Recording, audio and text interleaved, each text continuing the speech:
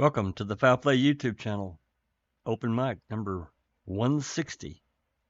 Yes, I'm here. Sorry I'm late. I apologize for that.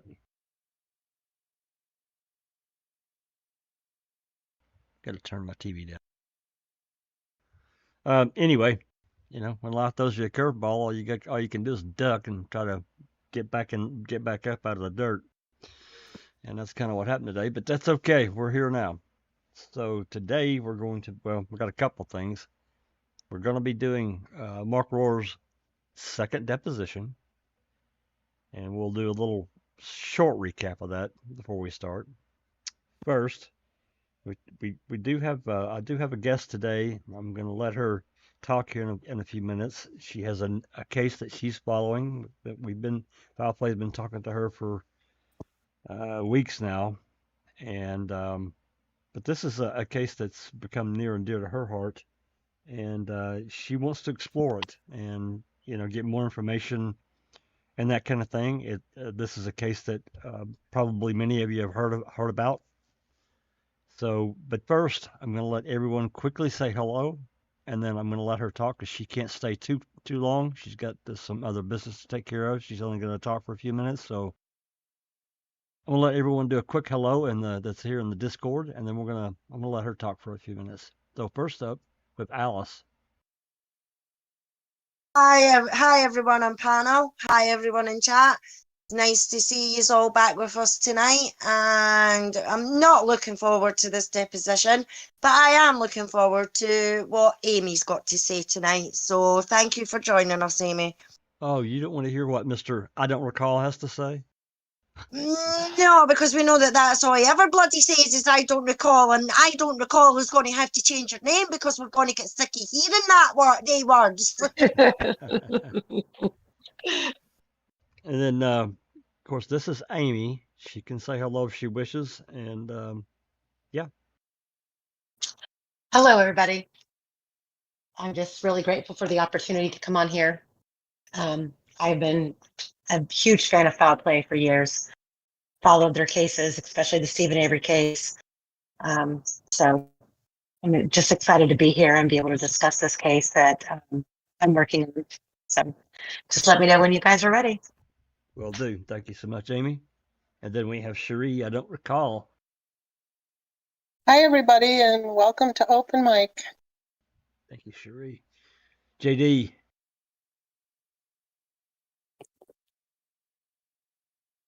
Hi, everybody on panel, and hi, everybody in the chat. Thanks for coming, JD. Then Sister Rhonda. Hello, everybody on panel, and hello and welcome to everybody in the chat. And looking forward to some excessive I don't recalls, and I'm going to do my very best to stay awake till the end. There you go. And Kay. Hey, hello. Glad to be here. Sunday, everyone. There you go. Thanks for coming, Kay. Dr. Silkman. Thank you, Jack61. It's great to be here. A warm welcome to everyone on the panel. It's great to see Amy join us. It'll be very interesting to hear about her case. And a warm welcome to everyone in chat. Thank you so much, guys. Absolutely. Yeah. What a great discussion we had yesterday with reading with the crew. It was, yeah. And looking forward to more because, just this extreme deep dive under the hood of the dogs, the dog handlers, the burn pit, all of it. I'm not going to go into all that. So yeah, it's gonna be a ripper. It's gonna be a ripper. It really is.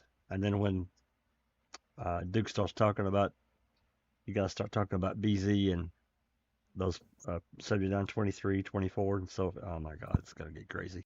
Anyway, so I'm gonna let Amy talk about. Just kind of introduce this case that she's been following for, a while now. I've read quite a bit about it. Of course, she knows far more than I, do. There's just no way I could have her knowledge. So anyway, Amy, you can, you can share as much information about yourself as you wish. You don't have to share anything.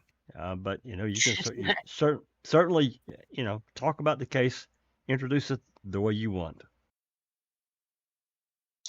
Okay, well, first I want to say I am so excited that Dr. Silkman's here because his knowledge is vast, and I would love to have his input on this case because I feel that I could really, truly use it. But anyway, going forward, my case is I've been covering a case out of Indiana, and it is out of Newton County.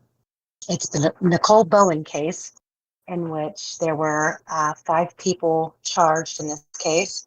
My individual that I feel that has been wrongfully convicted is Ashley Garth. And this case took place in March of 2019.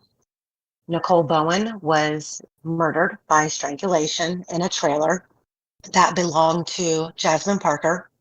There were 5 people throughout that evening that were involved. Garrett Kurtz is the individual who actually physically strangled Nicole Bowen.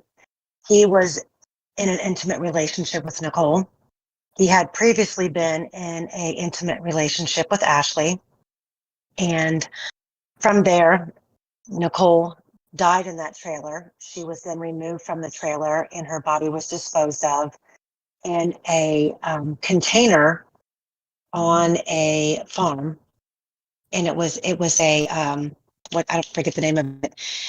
It was a container that you would see like on a shipping dock, but it was used for a hunt. It was disguised as a hunting fort on a farm where her body was disposed. Like a shipping container. Yeah, gotcha. A shipping container, yes, a shipping container that had been used for a hunting fort. So her body was found the next day, and ultimately these 5 individuals were charged. And from there, the entire case just spiraled out of control. So backing up, Nicole and Garrett were in and out of an intimate relationship, I believe, starting in January of 2019, which is when the relationship between Ashley Garth and Garrett ended. In January of 2019, Ashley had broken off ties with Garrett. He wasn't accepting that. While she was gone and at work, he broke into her home, hid in a closet, and waited for her to come home. Came out, attacked her, strangled her unconscious, duct taped her, and had plans to actually kill her on that day. He was arrested, and upon leaving her residence, running from the police, he took her cell phone. So that's a very important key point to this, that he took her cell phone. But he was arrested, and ultimately within weeks he bonded out. He was charged with a felony 6 in Indiana for strangulation, and there was a restraining order put against him. He got out of jail, and by February 28th, he bogarted his way back into her home, and unbeknownst to him, Ashley was home, but her stepfather, who owned the property, was also there. So he was arrested again for violating the restraining order, and he bonded out the same day. 13 days later, Garrett murdered another individual, a gay man by the name of Ray Hainish, that he, by his own accord, claims that he catfished,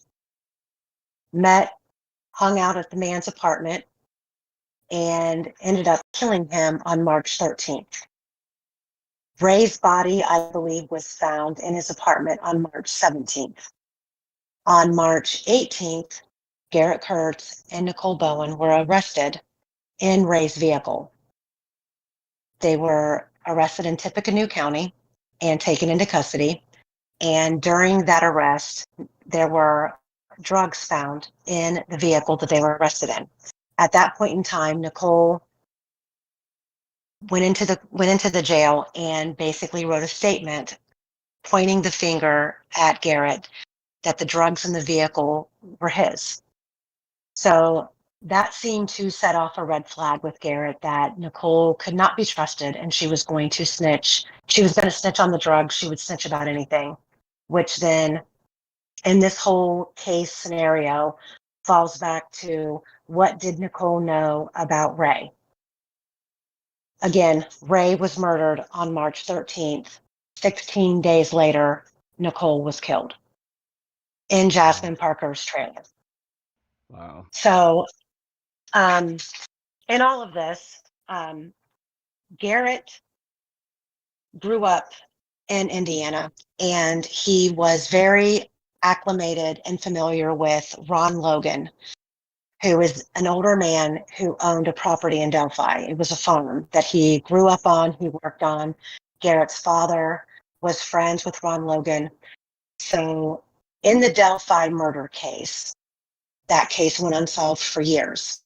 And anytime there was a murder or something that came up, a lot of people in the area started looking into this person of being a person of interest. Well, Garrett was very much a person of interest in the Delphi case, very much so that when Nicole's murder happened, and then not long after the details of the catfishing and the death of Ray Hanisch came out, Garrett became a very big person of interest in the Delphi case, which then pulled the whole fold of Nicole Bowen's death into the limelight and the media frenzy surrounding the Delphi case. And everyone was putting their eyes on the Nicole Bowen case, thinking that Garrett Kurtz possibly had something to do with it. If you guys all know how the rumor mill goes and how the media can tell a story and spin a story that fills in the holes and the gaps to make people believe that, yeah. So there's a lot surrounding this case, and right up so to the point that after Nicole's murder, several weeks after, the Indiana State Police hosted a press conference claiming they were going into a new direction in the Delphi case, releasing a new sketch that the person who committed the murders was a local, had familiarity with the region, the Monon High Bridge, the property where the girls were found, and all of that pointed to Garrett, including a younger sketch. So Garrett gives multiple reenactment of what happened on that night of March 29th when Nicole died. And it starts off with him pointing the finger at his friend Chris Mathis. It then turns into, he shows up at this trailer with his new girlfriend Nicole. Ashley Garth, his ex-girlfriend, is there. Things get out of control and he kills Nicole, which makes absolutely no sense. Then it turns into, he was ordered to kill Nicole because Nicole was a snitch and was going to tell on this individual by the name of Jason Palladino, who was running a drug operation that was importing drugs over state lines. Well, when the heat starts coming down on Garrett for the Delphi case, and there's not really a lot of evidence to charge him, I can't say this for sure, neither can Ashley, but we believe that the police and the interrogators are telling him that his ex-girlfriend is providing them with information to point the finger at him for Delphi, which was not the case, that they needed to use whatever leverage they had to get him to talk. That is when Garrett began to flip his story around again and say that he killed Nicole and Ashley helped him. So basically, they're using. You think they used deceptive means to get him to flip? Absolutely, they did. They did. And I can tell you that I know. I don't need proof per se in writing for that. Garrett says it in his own words. Garrett did 32 interviews that are publicly online on YouTube, on a YouTube channel by the name of Open Secrets. It's owned by a female who reached out to Garrett trying to get him to reveal information about the Delphi case. And within those interviews, you can hear him tell different variations of the story regarding Nicole. You can hear him discuss how he's being investigated for the Delphi case. He's literally at the point where he feels that any day he's going to be charged in the Delphi murders, and how he believes that Ashley is the one who is trying to give them information to save herself in the Nicole case by implicating him in the Delphi case, which is not the truth. I have a lot of information from this case in my possession, depositions, interactions between Ashley and her attorney. I have portions of the transcripts from the trial that all point in the direction that he's a habitual liar.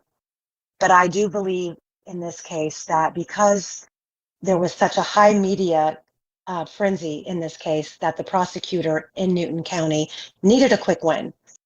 And because Ashley was being defended by a public defender who put on zero defense. And I have proof of that. I have witnesses that I've talked to that never took the stand. I have evidence. I have audio recordings from my interviews of these witnesses who can tell me what was going on weeks and months prior to Nicole, the day Nicole died, where Nicole was, who was with her, what was transpiring. And everything that Ashley has told me, I have been able to verify. So And Ashley is sitting in. This public defender didn't use an investigator and investigate anything in her case at all. Nothing. I have witnesses who were subpoenaed by the state, who showed up to testify, who was with Garrett, another co-defendant by the name of Talitha Beckley that day, and Nicole. He was with them the entire day. He was subpoenaed to testify, and while waiting in the hallway, the prosecutor's office came out and said, "You're not needed. You are free to go." Wow. And I found this information because he did a public interview on YouTube a year after Ashley was convicted. And I have emails from Ashley to her attorney discussing this individual, and her attorney never even once interviewed him. Not once. Wow. And that is literally not even the tip of the iceberg. Not even the tip of the iceberg. There are other individuals that I've interviewed. There is other evidence. There are discrepancies in these depositions that I have. I believe that Talitha Beckley is heavily more involved in this case than what anyone believed or was led to believe. Ray Hanish's case is currently awaiting trial. The prosecutor in White County, where Ray Hanish's murder was committed, refused to press charges against Garrett Kurtz, who publicly on YouTube admitted to killing Ray. He refused to press charges, and in his own words, until after Ashley's trial was decided, which then prevented any evidence that correlated these two cases or motive in Nicole's death to be presented in Ashley's case. Wow. Now, is Ashley's, does she have an appeals attorney? Is asking. So Ashley filed an appeal. She lost her direct appeal, but her direct appeal was filed by her public defender, who I literally have a list of over 31 ineffective assistant counsel allegations against her that I can prove. But she's the attorney who filed the appeal. So of course, the appeal did not have any type of ineffective assistance of counsel involved in it. As soon as the case was denied in the appeal, her attorney resigned. Ashley then had to fight. Go ahead. I'm surprised that she wasn't assigned different counsel for her direct appeal. I mean, that doesn't always happen, but oftentimes. No, she wasn't. Wow. Yep. Nope. Lori James, who was her public defender, filed her appeal, and she got out of Dodge the second that the case, the appeal wasn't. When the appeal was denied, she recused herself from the case. I'm sure she So did. Ashley, she did, and I think, well, obviously, for those of us who cover these kinds of things and are knowledgeable, know that ineffective assistance of counsel can overturn a case on a dime. And there's enough here that with the right attorney, this could be very quickly, her conviction could be overturned very quickly. But she has been assigned another public defender for her PCR, who has yet to take any type of action in her case at all. He filed a motion with the court in her PCR stating that he was unable to investigate her case properly, so he filed a stay because his caseload is so overwhelming that he's not yet able to get to it. That was done last February of 2022. So here we are. Ashley was offered multiple different plea deals. That are the one plea deal that she was willing to take was a misdemeanor, basically for assault, because when Garrett arrived at the trailer, Ashley had been left at this girl's home. Garrett took her there. And like anything, there are ins and outs to a case that when the truth comes out, everybody's going to be hanging with their jaw open. But Garrett put Ashley in the hospital on the 25th, beating her up again. He then takes her to Jasmine Parker's trailer because he said that his friend Chris Mathis was there. He takes her there late night.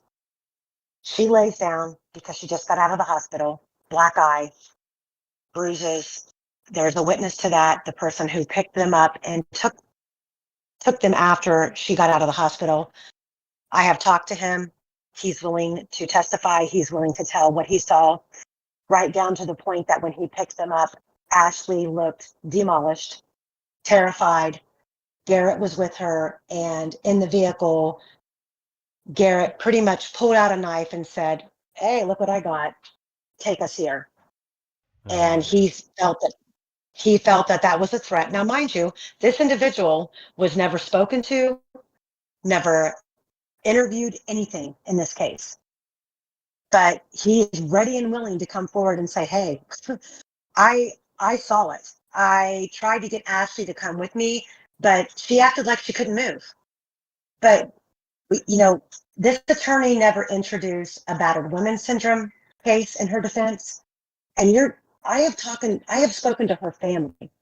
Her stepfather actually has told me that he was there after the fact when Garrett broke into Ashley's home. And he said Garrett had the bathtub lined with plastic, with tools, including a saw, and was appearing to be planning to kill her, dismember her, and dispose of her body. None of that was ever brought into the trial. There was a restraining order. Yeah, no, it was not brought into her trial. Well, I mean, as we've learned, certainly in the Avery Dassey case, if the prosecutor doesn't want a potential, something introduced that could hurt his case, he didn't he didn't put them on the witness stand. They're not called. No, exactly. And but her defense attorney, her public defender didn't need them. Her public defender did not take the initiative to take anything that Ashley was telling her verbatim and investigate any of it. In fact, the week before Ashley's trial started, up until that point, I have emails where Ashley is requesting a sit down with Lori James to go over her case. And Lori James gives Ashley her entire case discovery in a box and tells her to take it home and go through it. That's crazy. So you're talking small county, no one's watching, so they think, and everyone can get away with whatever they want to get away with. Sure. And there's implications that during the trial, the prosecutor and the judge cracked jokes about the public defender being incompetent. They, in front of the jury, that she didn't know what she was talking about. Objections were overruled time and time again. The jury itself was allowed to go across the street and eat lunch in the same restaurant that the prosecutor and the judge were eating at, along with Nicole Bowen's family. Oh my God. When these, yes, but you're talking, Newton County has a population of 13,000. And I can tell you, based on what I have uncovered, just going through all the podcasts, the news reports, the YouTube channels, the hours and hours of coverage of this case, there's over 100,000 hours where Garrett Kurtz and Ashley Garth were discussed prior to Ashley's trial. And I believe the jury, go ahead. I didn't really follow the Delphi case. Of course, I heard of it. But I remember seeing just tons of coverage on it, tons of coverage. Tons. And when Delphi is even, they're even a smaller community. Delphi has a population of a little over 3,000. Wow. So when you have two little girls who went on a hiking trail in the middle of an afternoon on a day off of school, and they're found murdered in the woods on a property that belonged to Ron Logan, who is the individual where Garrett Kurtz worked on his farm. Garrett Kurtz's father was friends with Ron Logan, and Garrett Kurtz's girlfriend is from Delphi. To everyone in the media and everyone who lived there, it all made sense. That's when Garrett Kurtz became a primary suspect in the Delphi case. And I can emphatically say that he's not involved in the Delphi case, but for almost 2 years, he was a person of interest. And they didn't have enough evidence against him to charge him with that case. And I think that they used every angle they had to get him to talk, right down to saying, your ex-girlfriend is telling us that you were involved in that case. And that's when the flip happened. Amy, do you know, just speaking strictly of these two little girls that were killed, is there DNA evidence tied to that case? That is yet to 100% to be made public. There has been an arrest in the case. The man's name is Richard Allen. He is a local, and he was out at the trails that day. So as far as the evidence goes and the DNA, that's really been under seal.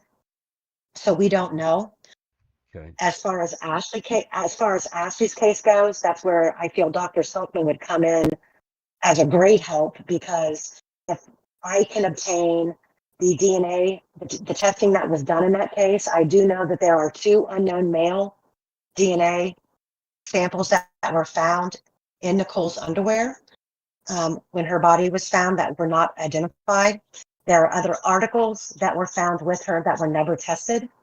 The DNA that was found on her that belonged to Ashley was under her fingernails, but Ashley does not dispute that Nicole and her had a physical confrontation when they seen each other being placed in the same room. Unbeknownst to each of them, there was a physical altercation, and that's when Garrett interceded.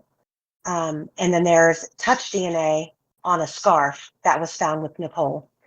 And Ashley adamantly claims that she did not participate in anything that had to do with Nicole. In fact, when Garrett grabbed Nicole up and proceeded to strangle her, she took off running into another room, and where Talitha Beckley was. And that is corroborated in Talitha Beckley's deposition, that Ashley came in and said, Garrett hit me, this is what's going on. And Ashley claims that Talitha then went out and participated. And before I get off here, because I have to jump on this other meeting, but before I get off here, I will say that I have spoken to Garrett. He does not know my involvement with Ashley, but he is currently awaiting trial in the Ray Hainish case, because he now has been charged. Talitha Beckley was subpoenaed in to be a witness in his grand jury hearing for his indictment in the Ray Hainish case. And apparently now she is trying to leverage her information on the Ray Hainish case against Garrett to get time off of her sentence that she was charged with in Nicole's case. And he now has said that he lied in Nicole Bowen's case, that Talitha actually participated in the murder of Nicole.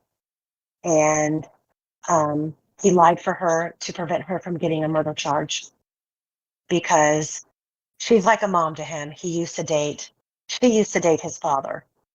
I see. You know, everything I've read So, about Garrett and seen about Garrett, I mean, I don't know him like you do, but the guy seemed mhm. like he seemed like a psychopath. I just, At a very young age, that is exactly what he is. Yes. And this is a plethora of a spider web case. And I have been trying to peel back the layers now for about 6 months. And I'm working really hard, and I can use all the help I can get. Her family stands behind her. They just don't know how they can help. And they still live in the area of Delphi. So this is something that haunts them every single day. I'm sure it does. But I need to hop off here. Yep. And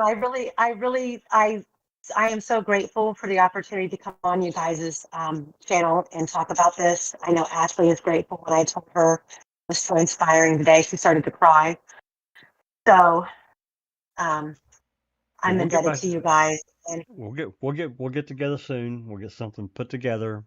You know, whatever it is, because this, from what you've told us, the case is extremely complicated. And mhm, just as a suggestion, I would take it piece at a time. I am. That's exactly what I told her. Yeah, piece at a time. Right. Because if you try to take that big bite, it's so overwhelming. That's just from my own experience. You know, people, you know, but that's just advice, Shannon. You don't have to take it. It is. Right. But yeah. No, I'll absolutely take it. Yeah. Especially from you guys, because you guys have been there, done that. So All I've right. watched you guys in action, and you're amazing. Well, thank you so much, Amy. We're just trying to do what's right.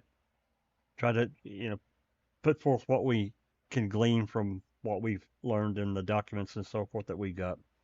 Anyway, want to thank you so much for coming on and explaining at least this part of the case, of the Delphi case, and this other case about Ashley. And we certainly look forward to more discussions. And there we go. All Thank you, right. Amy. Thank you so Thanks, much, Amy. guys. You're welcome. We'll be in touch. All right. Thank you, guys. Bye bye. You betcha. Bye-bye. All right. What a case. God. I mean, I'd read a lot about this case several weeks ago. Amy had provided us with a lot of information just to get us acclimated, and it is a extremely complicated case, as she alluded to. I get a little lost in it. Of course, I'm new to it. That's why I wanted her to kind of give an intro, you know, because she really wants help. She really is trying to do the right thing and helping Ashley in her situation. You know, just thinking about you know, wrongful conviction before we jump out of this and move on, and having a public defender that basically is a Lynn Kaczynski or worse. You think about that, and it sounds to me like this person that was assigned to Ashley was basically terrible and did nothing. And that's worse. That's almost worse than doing something bad or wrong. Well, I asked her earlier when we were chatting. I asked her what did she file the appeal under? Did she do a ineffective assistance of counsel? And she said no, because it was her original public defender who filed the appeal. And I was just like, oh God. So it's, and you know, keep in mind, and she didn't have time to go into details here tonight, but she also had mentioned that these are very small, very, very small towns of like 3,000, or I think she said the 13,000 or 3,000. Regardless, they're very, very small towns, and the way she described the law enforcement and the court system sounded very much like good old boys, standard to me. So yeah, so we're gonna try to help her out as much as we can. If I know Kat put the link to her YouTube channel in the chat. Just go and subscribe. She hasn't really started to put any content. She's got about 6 shorts, I think, in there, but not necessarily just about this case, but about wrongful convictions. And so, from somebody who is still desperately trying to get to 500 subs, do me the favor of helping her, get her subscriptions up as quick as we can. Yeah, I've been talking to her because this is all, YouTube is totally new to her, and like so many people, Yeah. it is a number one. It's a brutal platform in number one. Unless you're Yeah. shaking your ass, it's hard to get people to pay attention. It really is. Well, and it's also very what's the word, intimidating. I mean, I'm still intimidated with YouTube, and that's why I finally hired on a volunteer basis a manager for my YouTube channel, because I'm barely keeping up with my casework right now, much less trying to manage how to present my stuff on YouTube. So that's why I thought, you know what, I'm gonna get somebody who knows about YouTube a little more than I do, and she happens to know a lot more about YouTube than I do, and so all of the improvements that are coming in my channel aren't coming from me. So as much as we can help out Amy, we want to do that. So, yes, Travis. Travis said, so there is a post-conviction relief motion pending. We're an attorney for the post-conviction, which is rare. That's what, Kay said the same thing. You're not entitled to court-appointed counsel. The PCR attorney filed an extension because it was overloaded. Yeah, and that's where it's just. And Amy has, and I know she won't mind me sharing this with you. Ashley Garth has now given her power of attorney to Amy, and Amy's been trying to get information from this attorney, this PCR attorney, and he has not responded to her at all. And she's at this point just trying to get the transcripts. And I don't know about Kay and Cherie at the time, but she said, and they want $1 a page, and there's 500 pages. And I was like, girl, hold my iced tea. Hold right? my beer, yeah, exactly. So I was like, if Daniel's is over 5,000, close to 6,000 pages, and they're $1.75 a page. But that doesn't minimize how difficult it still is to get transcripts. So it's they make it extremely difficult, and I think that's detrimental to the system. $1 a page is even. I mean, I think 20 cents a page is probably unreasonable, but it's livable, right? Right. Well, and here's the other thing,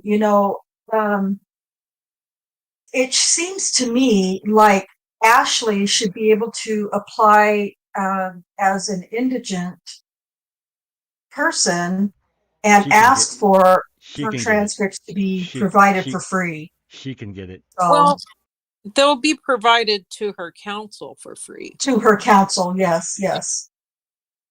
But to answer Travis, or to talk more about what Travis was saying, I asked the same thing. I didn't think after your direct appeal you were entitled to representation, but Amy was reading from some answer from the judge regarding Ashley asking for counsel, and they said that it would be on a first come first served basis. So they must have some sort of provision for indigent people I don't know. I'd never heard of that before, but I can't remember what she was reading from exactly, but that was the verbiage. And also her original attorney has the transcripts, but that's the original attorney. And apparently the original attorney, public defender, isn't helping with giving over that information, that discovery. That original attorney is, I think, legally required to pass that whatever she's got to the next lawyer. I would think so, but I again, you know, we were, yeah. Anyway, we just want to help Amy out as much as we can, or at least I do, and I know there's others who want to help out as well. So that's what that's what the goal was, to having her introduce herself tonight. I've been talking to her, and you know, I know she wants to start doing her own thing on YouTube, but you know, again, it's really intimidating. I'll help her however I can. And there's different ways to, you know, do lives on YouTube. I use Prism. There are other pieces of, you know, streaming software you can get. You can use StreamYard. There's all kinds of options these days for individuals to use, depending on your need. You know, a lot of people don't need anything fancy. They just go live because they're not going to present anything on screen, and that's fine. But anyway, so I agree, Travis. I completely agree. That's exactly how I feel. Sorry, go ahead. No. Yeah, and I agree too, Travis. And you know, I told her about you know, the fundraising that we did for in the Avery case. You know, actually we did two. The first one we got, I think we had $2,500 or $3,000, in which we were able to get quite a bit, but we still didn't have everything that we wanted. And we did another fundraiser, and we got quite a bit more. Certainly not to the extent of what we've got now, but we got quite a bit more, and we were able to get some things in Brendan's case as well with that second fundraiser. So it helped a lot. But you know, you had a lot of people that were deeply invested, that were willing to, you know, help out. And Skip Top handled all that and made the request and the website and, you know, the whole 9 yards. You know, there was a lot of really good organization and people that were willing to give their time and money. So it's hard. It's really difficult. So anyway, Absolutely. yeah. So we're at 7:15.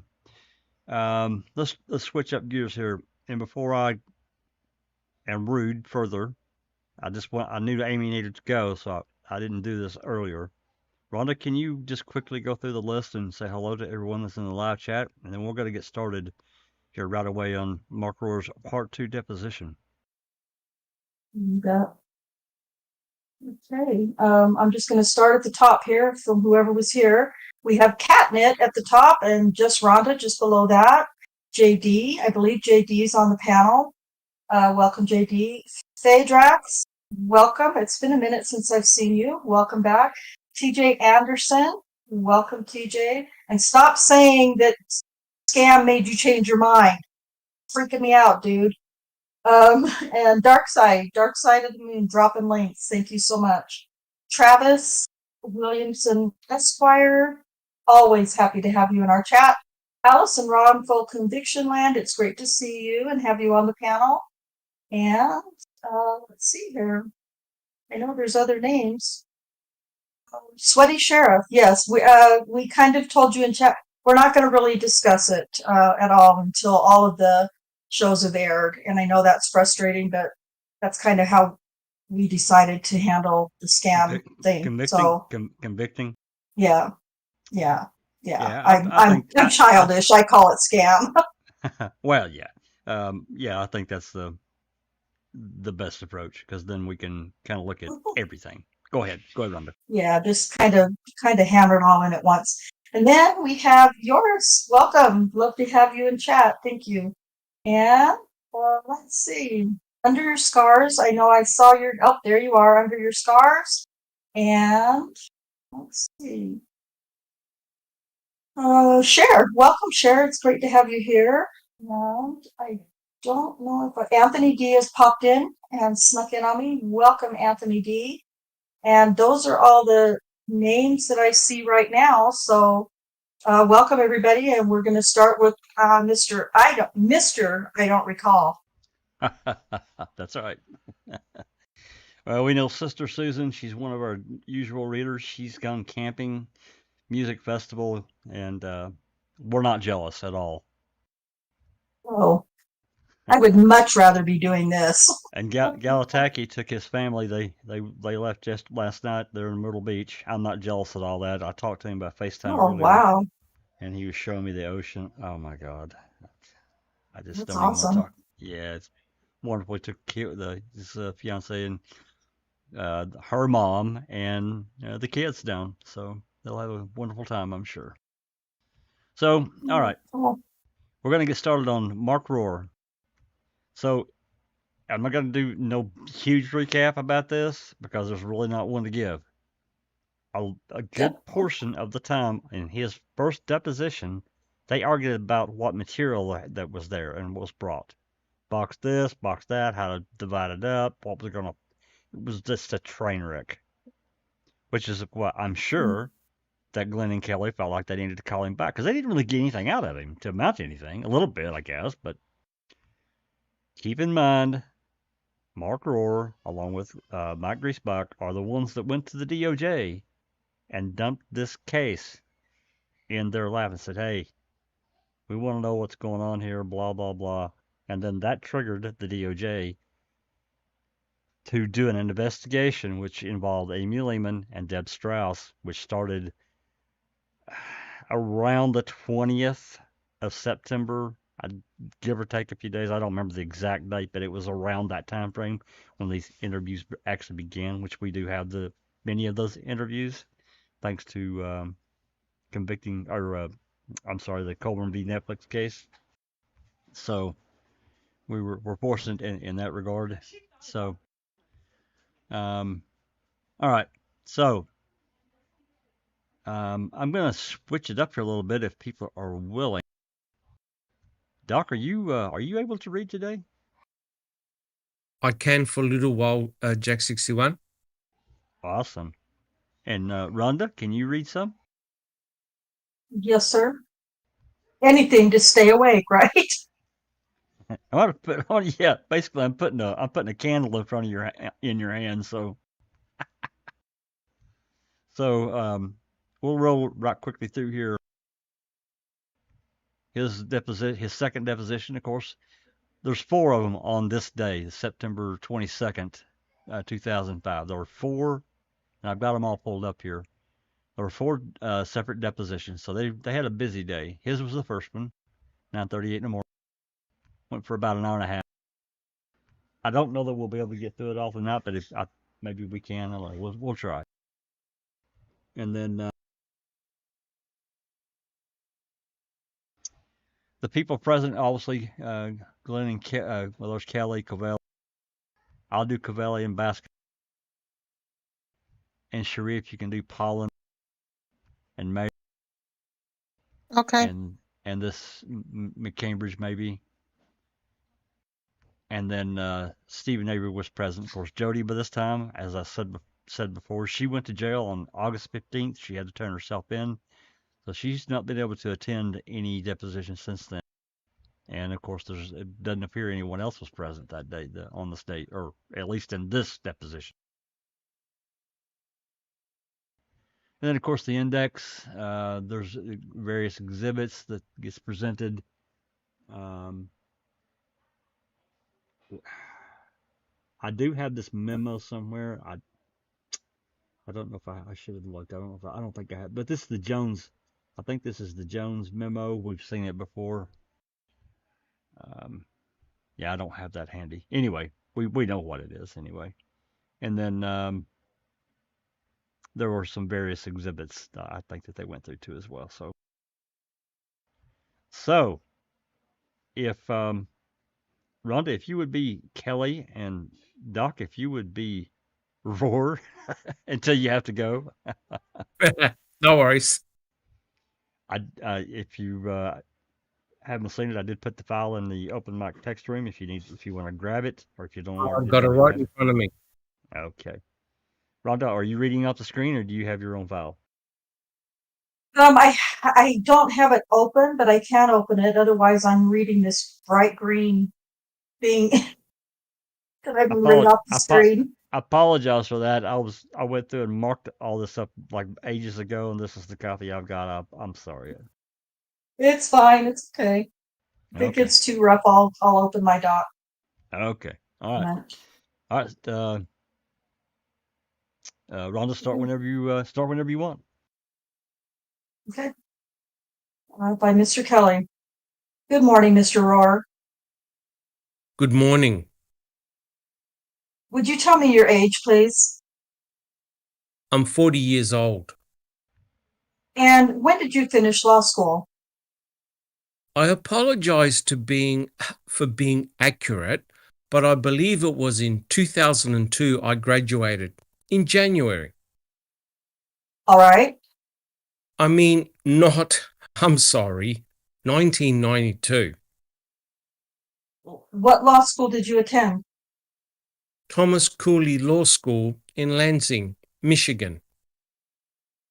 And you took office in March of 2003 as the District Attorney of Manitowoc County. Is that right?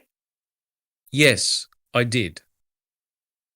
And you were appointed by Governor Doyle to that position. Yes, I was. Would you tell me the positions that you held between the time you graduated from law school and March of 2003 as a lawyer? And if you can do it, just put them in order from 92 up through March of 03. I was an associate attorney for the law firm of Winter, Fox and Stangl. The name of the law firm prior to that was Olson, Winter and Fox. And that's in Two Rivers, Wisconsin. Sorry. And that was throughout the period. Is that the only employment? Yes. Okay. And during that period of employment as an associate attorney, did you specialize in any particular areas of the law? No. Did you participate, did you practice criminal law at all? Yes. What kind of work did you do in criminal law? Any type of criminal law that came into the office generally was assigned to me. I took public defender appointments. I did felonies and misdemeanors and traffic. Do you know your immediate predecessor in office was as the district? Let me start that again. Do you know who your immediate predecessor in office was as the district attorney in Manitowoc County? Yes. Who was that? Jim Fitzgerald. And do you know about how long he had served in that position? Not the precise time, no. Approximately. A rough estimate, at least 15 years. And do you know who his predecessor was? I believe it was Elmer Anderson. And do you know how long Elma Anderson served as the DA?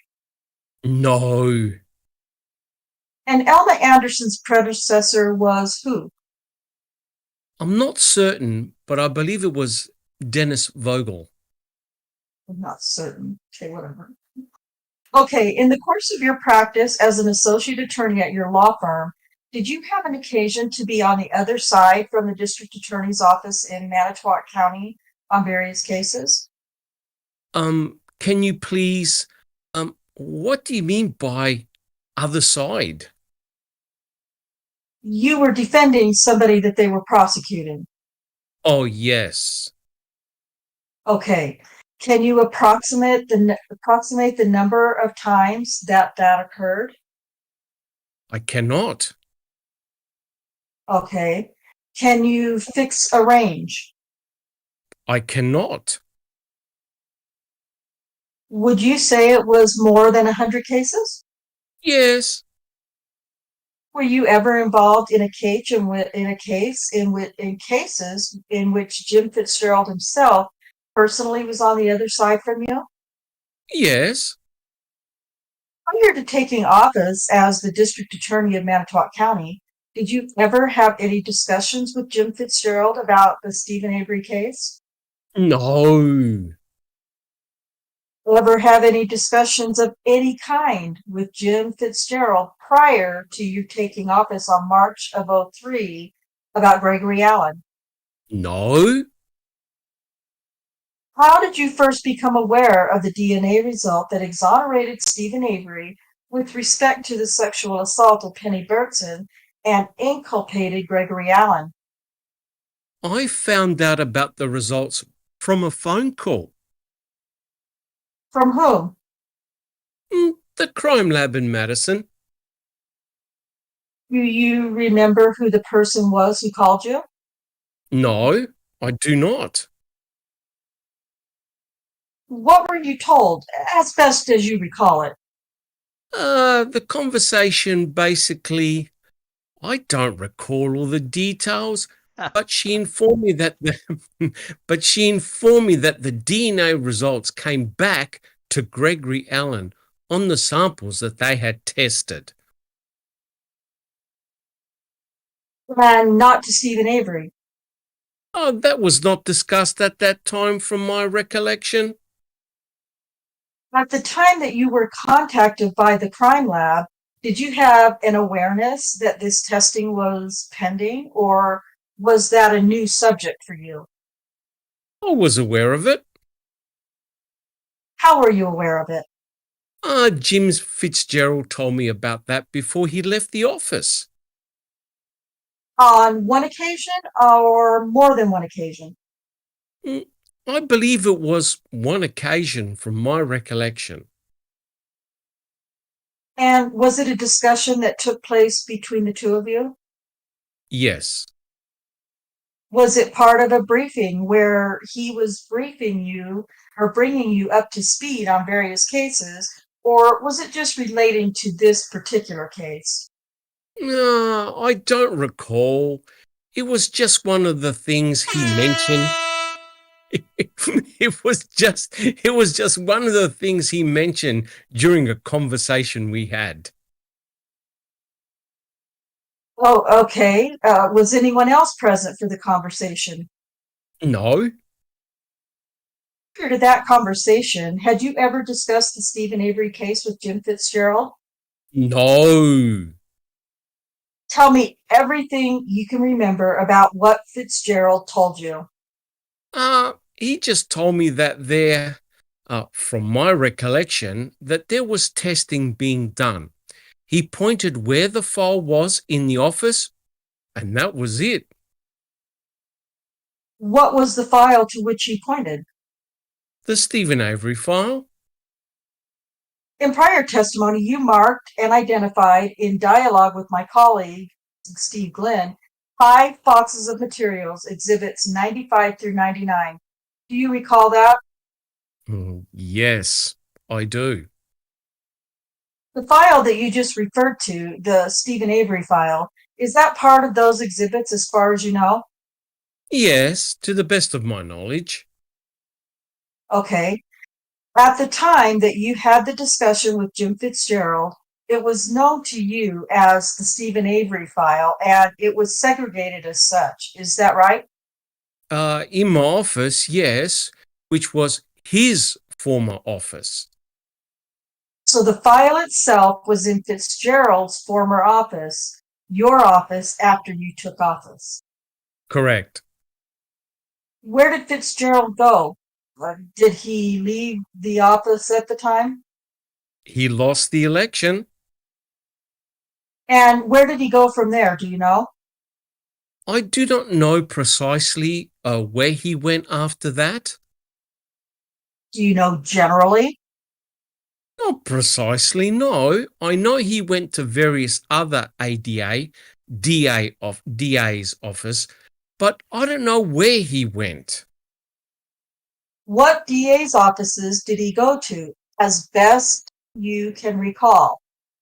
The only one I know is the most recent one was Villas. I don't recall the county before that.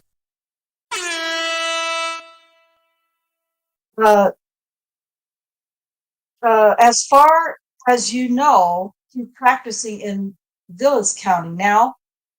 I don't know what he's doing right now. When did you know that he was practicing in Villas County? I don't recall. I just heard about it. When did you hear about it? Okay, I'll stop now. Sorry. I don't recall. I won't do it. You get the idea. Since the time of your last deposition, have you made any further search for any documents concerning Gregory Allen or Stephen Avery? I have not. To your knowledge, has anybody at your behest done so? At my request? At your behest. Oh, I'm sorry. I don't know what you mean by behest. Oh, Forgive me. Dick. It's a dickhole. At your request, at your inquiry, Oh, all right. at your direction. Nope. Received a phone call from the crime lab telling you that the results had come back that Gregory Allen was inculpated in the sexual assault of Mrs. Herndon. Who was the first person that you then spoke with? Well, to be precise, what the phone call was that the hair samples were Gregory Allen's. That's what I was told on the phone. Okay, what did you do? Who was the first person you talked to? Mike Greasebuck. Where? In my office. Anybody else there? At the time, no. How long did it last? I don't recall. Alice asked me to do it. What did you tell Mike Greasebuck? I told him about the phone call, and we had to decide, what we were going to do on the basis of the phone call. Let me just back up a little bit. As I understand it, the conversation that you had with Fitzgerald about the pendency of the crime lab's examination of the samples in the Stephen Avery case took place shortly after you won and he lost the election. Is that right? I didn't win the election. Who won the election? Mike Greasebuck. How did it come to pass that you became the district attorney? Mike Greasebuck did not take office. He declined it. And then an appointment process took place. I applied for it, and I was appointed by Governor Doyle March 17, 2003. The conversation that you testified to earlier with Jim Fitzgerald took place shortly after you took office? It took place after I was in office and before he left the office. And about how soon after you took office did he leave the office, approximately? At most, a couple of months. Okay. Maybe less. So let me ask you this. From the time of that conversation with Jim Fitzgerald until you received the information that you've told us about that you received from the crime lab, did you have any discussions about the Stephen Avery case with anyone in your office? No, I did not. From my recollection, no. Did you take responsibility for the then pending case file and crime lab inquiry during the period of time between when you took office and when the information that you've told us about came back from the crime lab, or was that file assigned primarily to someone else? The file was left in the office. Nothing was done with it. Did you consider that it was assigned to anybody? At that time, no. Okay. Now, again, for the same period of time, the period of time between when you were informed by Fitzgerald up to when you received the phone call from the crime lab personnel, did you have conversation with any other person outside the district attorney's office about the Stephen Avery case? No, I did not. From my recollection, When you took office, were you in fashion of your own knowledge aware of the Stephen Avery case? no, I was not. Okay. So the first you knew of it was when Fitzgerald briefed you to the extent that he did on the case. That's correct. At the time that you received the phone call from the crime lab, was Gregory Allen known to you at all? No, he was not. So it was a completely new name to you when you got that call from the crime lab? Yes. I'm going to show you what's been marked as Exhibit 123 and ask you to take a moment and examine that if you would. Mr. Cobelli, is this the September 18th? No, this is September 4th. Off the record, why don't you give me... I didn't assign anyone the reporter. I'll do it. Kay will read the reporter. Oh, I can do it. Oh, hey, I thank you, can- Alice. Alice got Thank it. you, Alice. Off the record, 9:52 to 9:53. We're back on the record. Mr. Rohr, have you finished examining the document? Yes. Line 10, Exhibit Don. 123? Yes. Yes, I have. All right. Have you seen it before today? Yes, I have. What do you understand it to be? It is a memo from Mike to me, or not to me. It's a memo that Mike prepared in regard to this case from the conversation that took place on September the 3rd. All right. And in this, this is Mike Greasyback's recording in writing of the conversation he had with you after you received the call from the crime lab. Yes. Is there anything in there that you think is, I don't know, inaccurate? The only thing is, I'm not for sure if it's in box 1 of 2, but the rest of the document is accurate. Is there anything that you recall of the conversation between you and Mike Greasyback on the occasion that you want to add to what is recorded in Exhibit 123? We may have discussed, well, like I said, other things, but I don't recall exactly verbatim what was said. Okay. He refers here to the fact that you were on CCAP. Do you see that? Yes. For the record, what's CCAP? It's basically a circuit court access program that we can do for criminal background checks for people who have been charged with and convicted with crimes throughout the state. When on the occasion referred to in Exhibit 123, you were on CCAP. Were you looking for information about Gregory Allen? Yes. You recall what you found? His date of birth.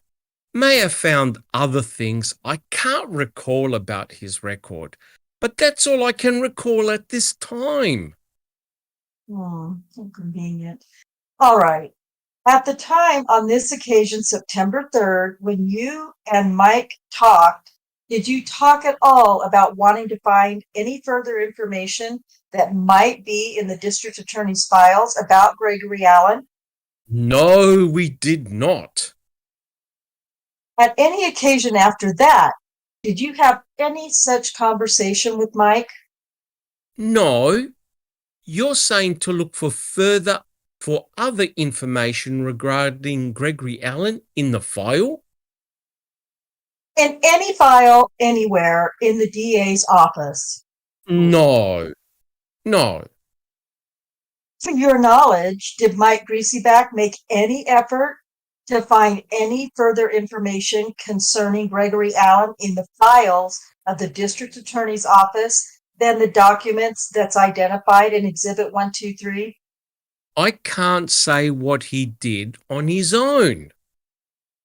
You don't know. None at my direction. Do you know whether or not it was at your direction if he made any such effort? He did not make such an effort at my direction.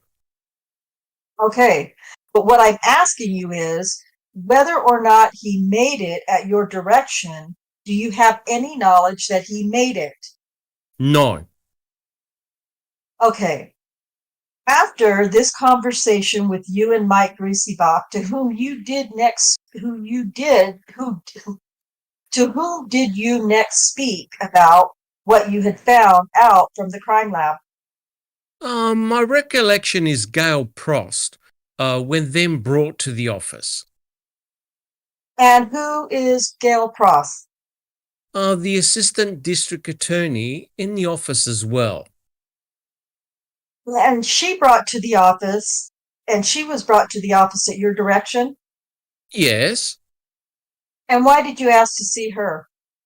I wanted to discuss with her about doing some legal research in regard to Mr. Allen. Tell me what you recall of those Was Mr. Greasybach present when you spoke to Gail Prost? I believe so, from my recollection, yes. Tell me what you recall of the discussion on that occasion that you had with Gail. I was going to have her check out the statute of limitations issue of whether or not Mr. Allen could be prosecuted potentially if the case would arise after doing research through the file. When you say, quote, after doing research through the file, end quote, tell me what you meant by that at the time. It was after Mr. Greaseback and I were going to review the file to determine whether or not we should have the case dismissed against Mr. Avery. So what did you direct Gail to do? To start doing some potential legal research if we could charge Mr. Allen. Did you ask her to seek out any further information that might be available concerning Mr. Allen? I did not. Did you have any knowledge at the time whether Mr. Allen was incarcerated? I looked at CC app. That was my only basis that made my determination that he was incarcerated at that time. So based on what you saw in CCAP, you thought he was in jail at the time? At the time of our conversation? The time of your conversation with Gail. Yes. Where was he incarcerated as you reviewed CCAP? Look, I didn't know where he was incarcerated. I just knew from CCAP he had a sentence he was serving. Did you know what the sentence was? I don't recall the precise sentence. No. Well, what's your best recollection of what you discovered about Mr. Allen when you looked at CCAP and talked to Gail Prost about it?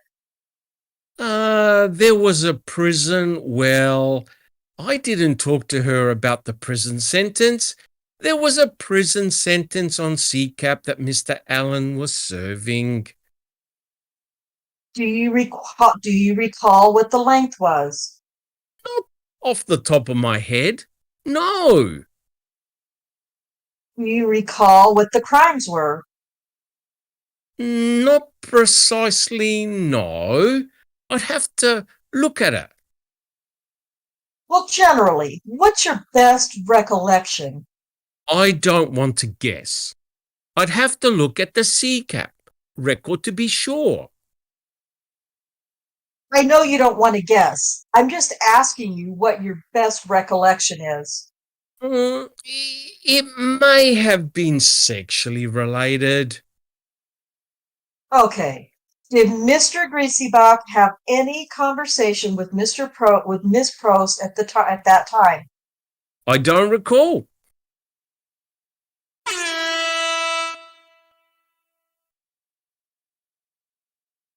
After you and Mr. Greasybach spoke with Miss Prost, strike that. Let me ask you, what did you tell Miss Prost when she came in to see you about what you had heard? Heard from what? From the crime lab. I don't recall precisely what I said to her. My only recollection is about the researching the statute of limitations issue on Mr. Allen. Did you tell her what you had been told by the person from the crime lab? Again, as I said, I don't recall precisely what I said to her. I'm not asking for precise recollection. All I'm asking for is your best recollection. And I don't know for sure what I said. Oh my God. You don't have to know it for sure. Just tell me what your best recollection is. The only thing I recall what I talked to her about is the statute of limitations issue. I don't know what else I talked to her about. Okay. It may have come up, but I don't know. All right. After that conversation with her and Mr. Greasybach, with whom did you next speak about what you had been informed of by the woman from the crime lab? I don't recall.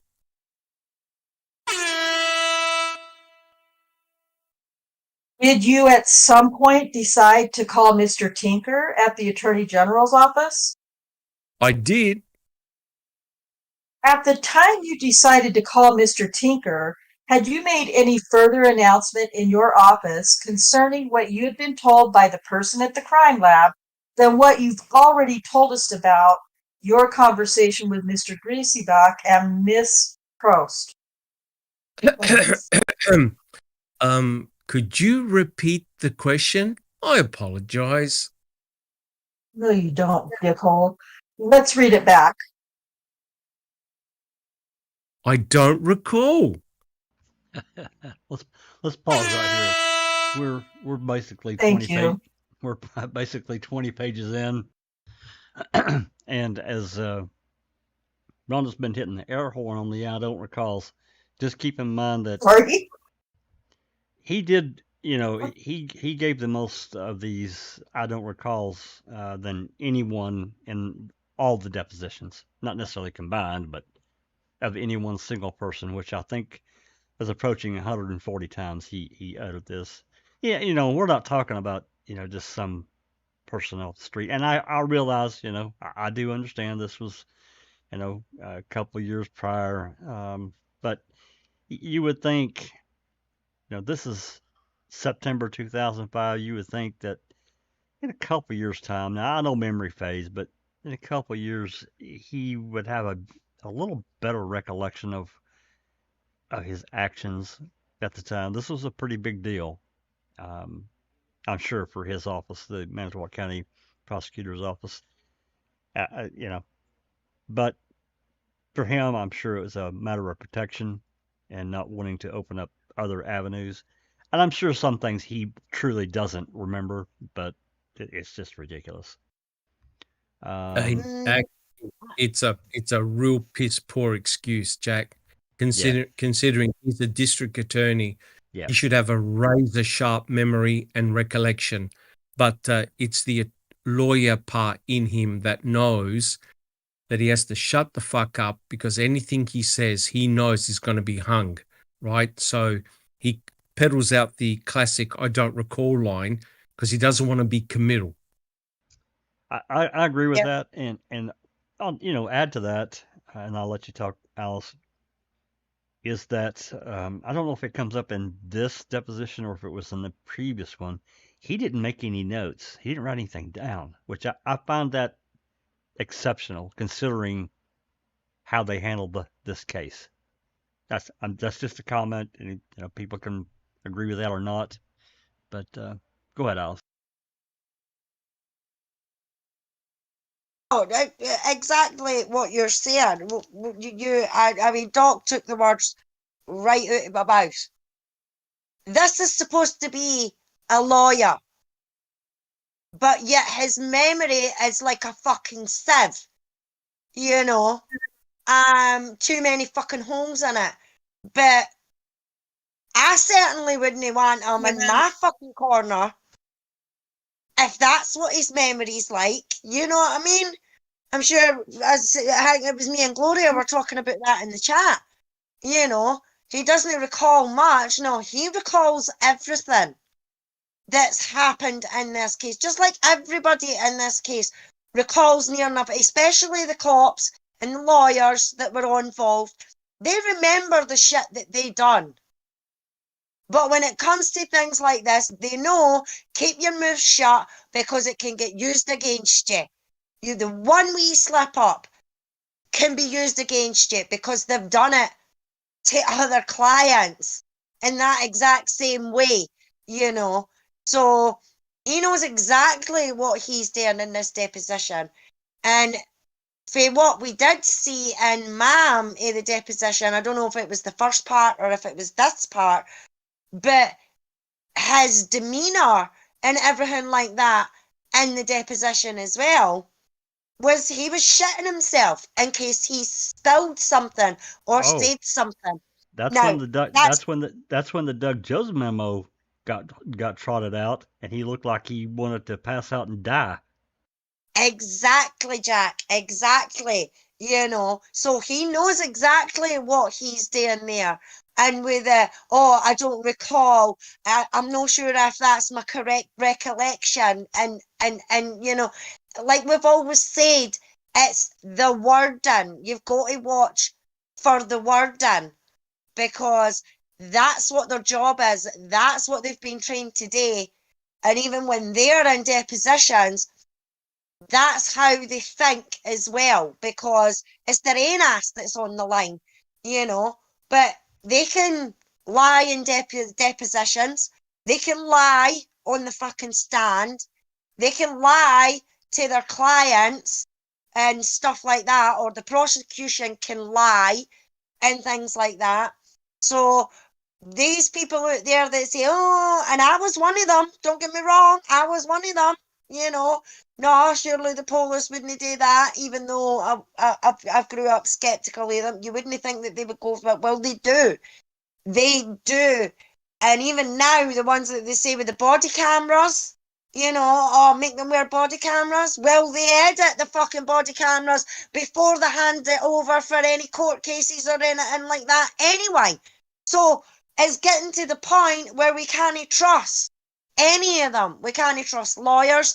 We can't trust the police. We can't trust the courts. Where does it end? You know what I mean? Well, yeah. I mean, yeah, you're exactly right. With his memory issues, I just think back to this last deposition we did, Brenda Peterson. It was extremely long. She's talking about stuff that's 20 years prior, and she actually had a pretty freaking sharp memory. If you think about recalling events from 20 years ago, she actually had a pretty damn good memory compared to her boss that's sitting here well, not her boss, but somebody that took that position as the district attorney. She remembered quite a bit of detail, which of course a lot of it I think she intentionally left out to avoid answering other questions. You know, her dating Detective Conrad for 2 years during that time frame. That was crazy. But yeah, I can't disagree. I think it's pretty terrible what he's doing, but I understand it. I don't agree with it, but I understand it. Well, this is what I want to put to the panel, right? And also people in chat. Had it actually been reversed and Stephen Avery was the attacker and it was Gregory Allen who was wrongfully convicted, I could betcha that everyone would have had crystal clear recollections of every event in order to nail Stephen Avery. Oh, yeah. But you notice, Yes. notice how they are all suddenly have memory loss for a vicious sexual predator. Let me say that again. Gregory Allen is a vicious sexual predator. And suddenly, all these law enforcement officers, district attorneys, have a sudden memory loss when it comes to defending a vicious sexual predator who was let loose on the streets for years to perfect his craft. I am disgusted. Yeah, and just briefly talking about Gregory Allen, he was basically alibied by Vogel and Kosoric, per se. I guess in a little bit of a lesser degree, but still, he knew about him. He knew what he was doing. He gets alibied. He goes on to do all these other crimes, and then this vicious one we know that happened in Hennepin County, Minnesota in 1991. He beat the hell out of that woman, and he sexually assaulted her before he was caught, a few years later. Go ahead, Doc. Correct. And to think that convicting a murderer is character assassinating Stephen Avery for everything. Yep. And yet, Gregory Allen is given a passe swoop as though he's full of roses and chocolates. I've never seen this in my life, guys. What the fuck is happening in Wisconsin, guys?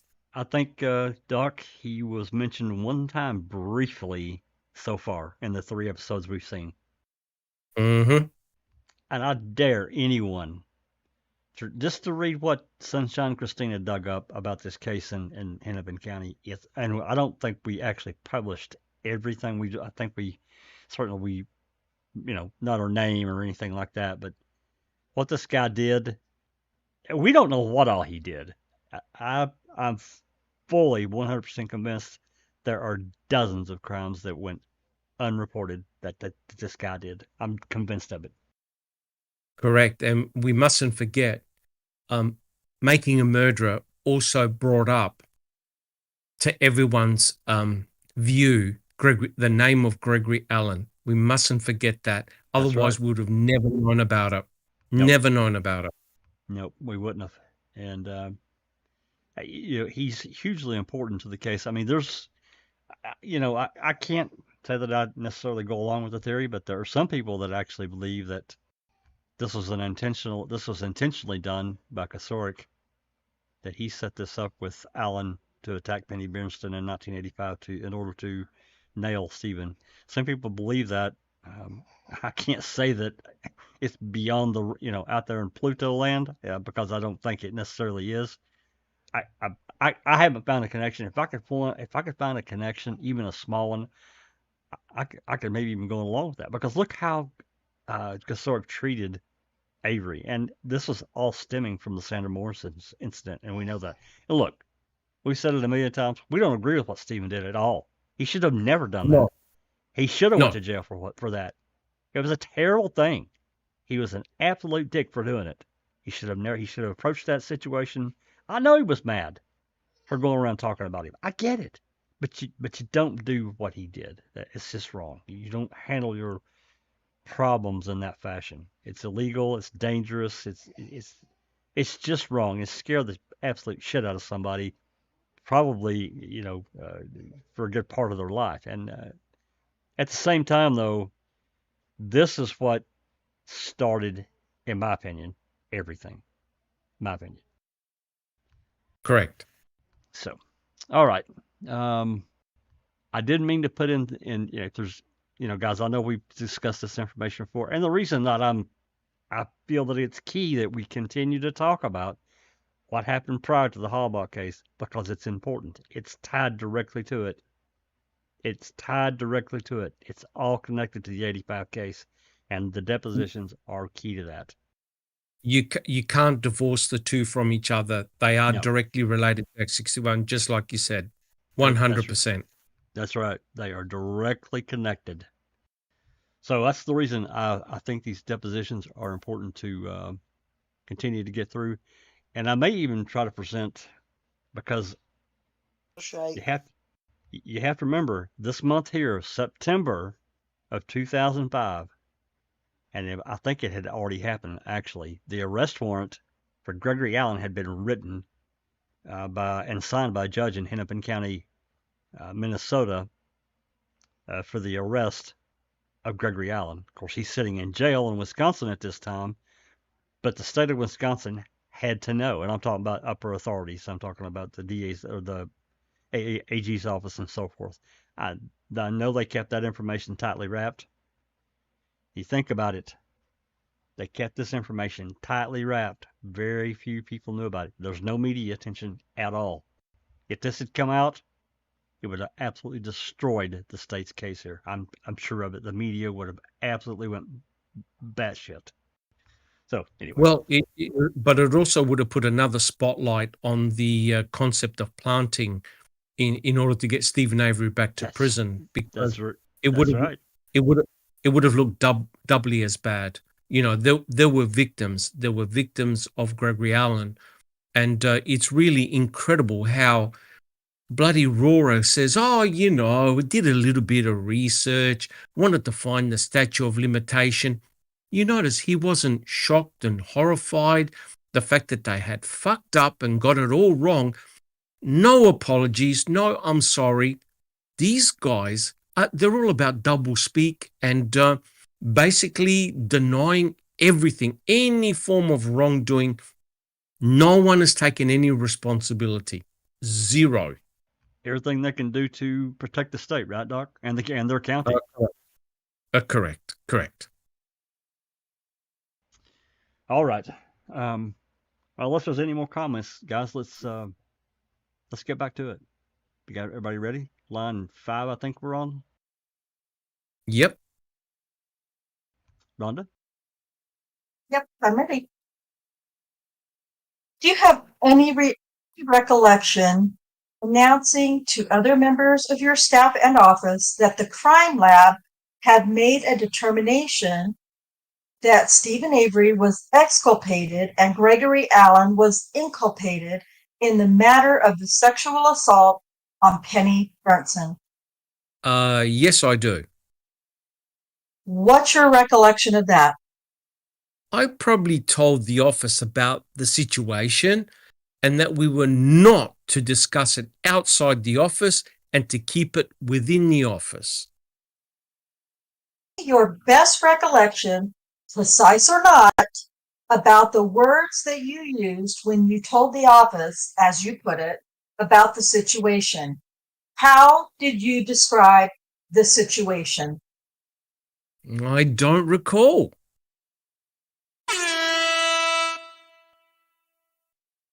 Do you have no recollection of that?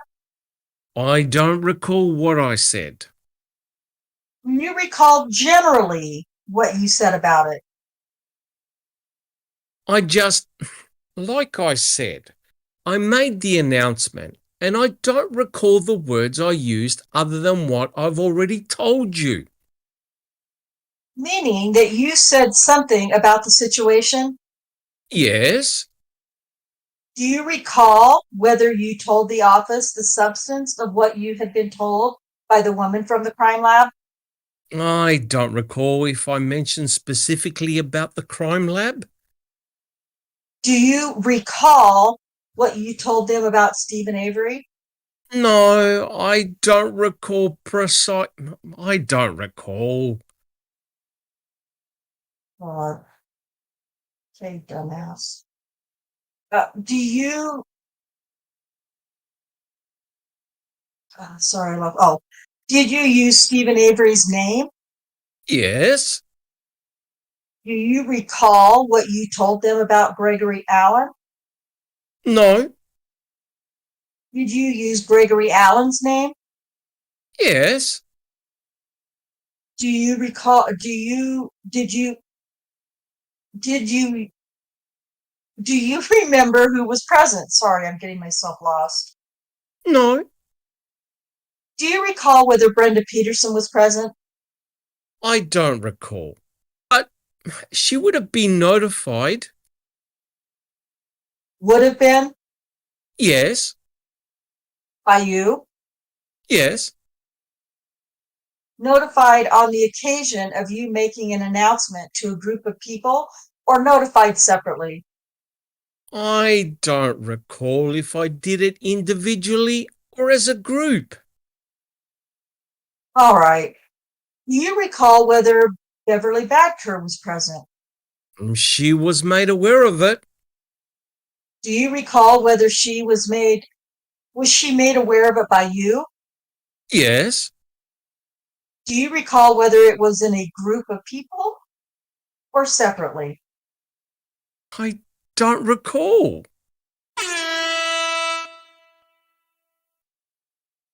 Do you recall whether a Miss Mertens was made aware of it? No, not from me. Do you recall whether independently of you, Mr. Griesebach, made anybody in the office aware of it? Not that I'm aware of. No. Okay. Other than he was present for the conversation with Mr. Prost. All right. At the time that you made Miss Peterson and Miss Badker aware of it, had you already spoken with Mr. Tinker? I don't recall. How many conversations did you have with Mr. Tinker about the Stephen Avery matter? I don't recall. Can you estimate them? I talked to him about it on a couple of occasions. I do not know the number. You talked to him on the phone or in person? Both. In person, you talked to him in Madison, is that right? Yes. But not in Manitowoc. Correct.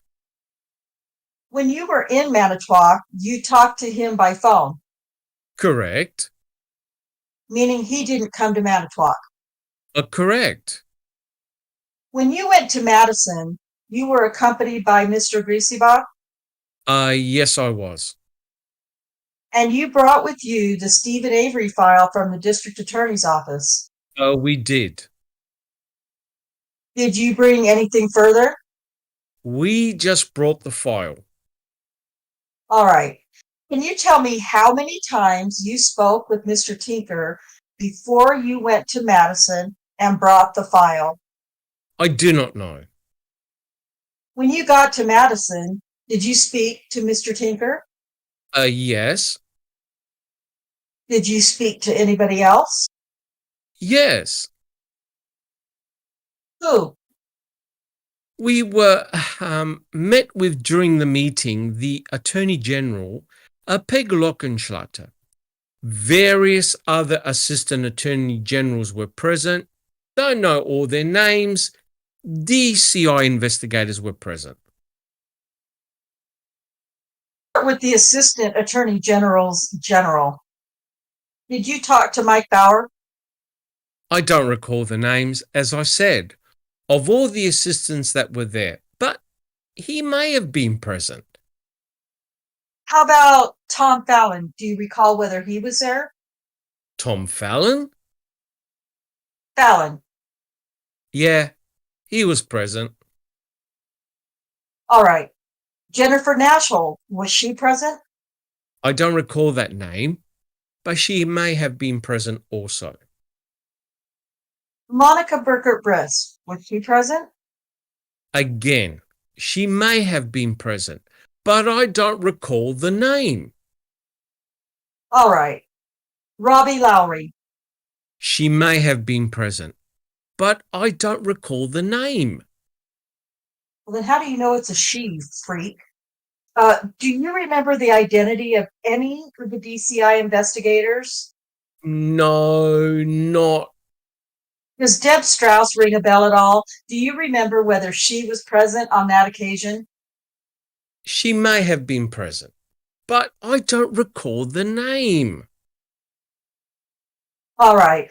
By that time, that is to say, by the time you met in Madison at the Attorney General's office, you had received information from people in the District Attorney's office about Gregory Allen. Is that right? Yes. Who were the people from whom you had received that information? I don't recall precisely. Oh, here we go. Give me your best recollection. Look, it may have been Bev Batka and Brenda Peterson. Anybody else that you recall? No. By the time that you went to Madison to meet in the Attorney General's office, had you had further discussions with Mike Griesbach about Gregory Allen? Yes. How many? I don't know. Tell me what you recall of the contents of those discussions. I don't recall those contents of the discussions. At all? No. To your knowledge, at that time, had Mr. Griesbach been conducting any further inquiries about who Gregory Allen was, what his record was, and so forth? He or I may have done that. Well, let's start with you. What did you do? I'm not sure who did what, but we did do a criminal history check on Mr. Allen at the Sheriff's Department. Anything further that you recall? We'd done the CCAP check before that. Right.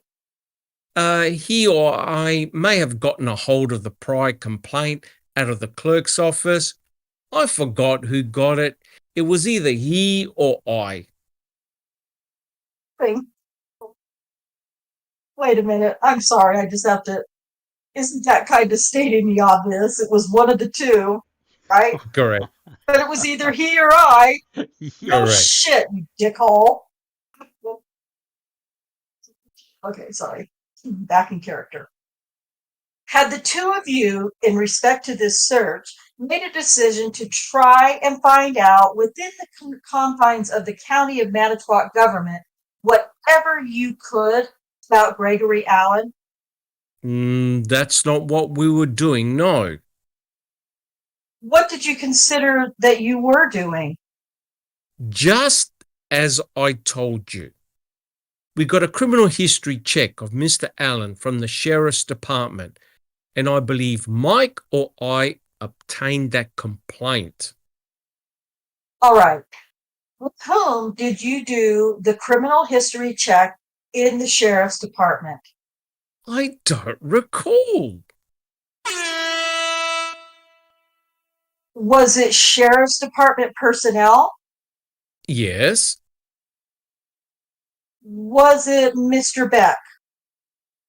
I don't recall. To your knowledge, what did they examine to respond to your inquiry? They printed out a criminal history for us, and that was it. Was it an extensive history, in your opinion? I don't recall the history. Tell me everything you recall that Brenda Peterson told you after she heard this information about Gregory Allen from you. She may have, at a time, mentioned Mr. Allen. I don't recall what she said precisely. Tell me your best recollection. I don't care whether it's precise or not. I want to know your best recollection of what she told you. Oh boy. I don't recall exactly what she said. I'm not asking you exactly. I'm asking you your best general recollection of what Brenda Peterson told you about Gregory Allen after you told her what you had been informed by the crime lab. Mr. Valley, objection asked and answered. Mr. McCambridge, and I'll object to foundation beyond. Does he have a and I'll object to foundation beyond, does he have a recollection, and what he's already testified? Mr. Kelly, you can answer. I don't recall what she said precisely. Oh, God, Rhonda's going to have a freaking meltdown.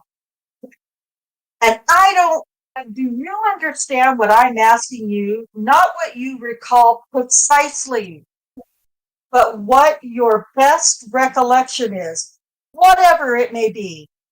I understand your question.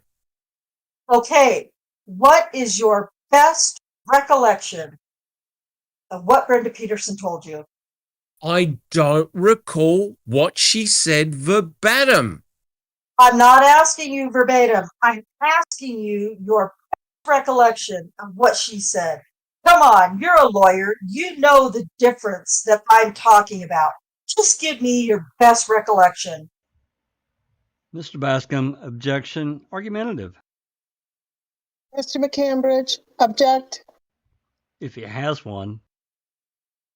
Mr. McCambridge, yeah, I think, well, why don't we establish that? Walt.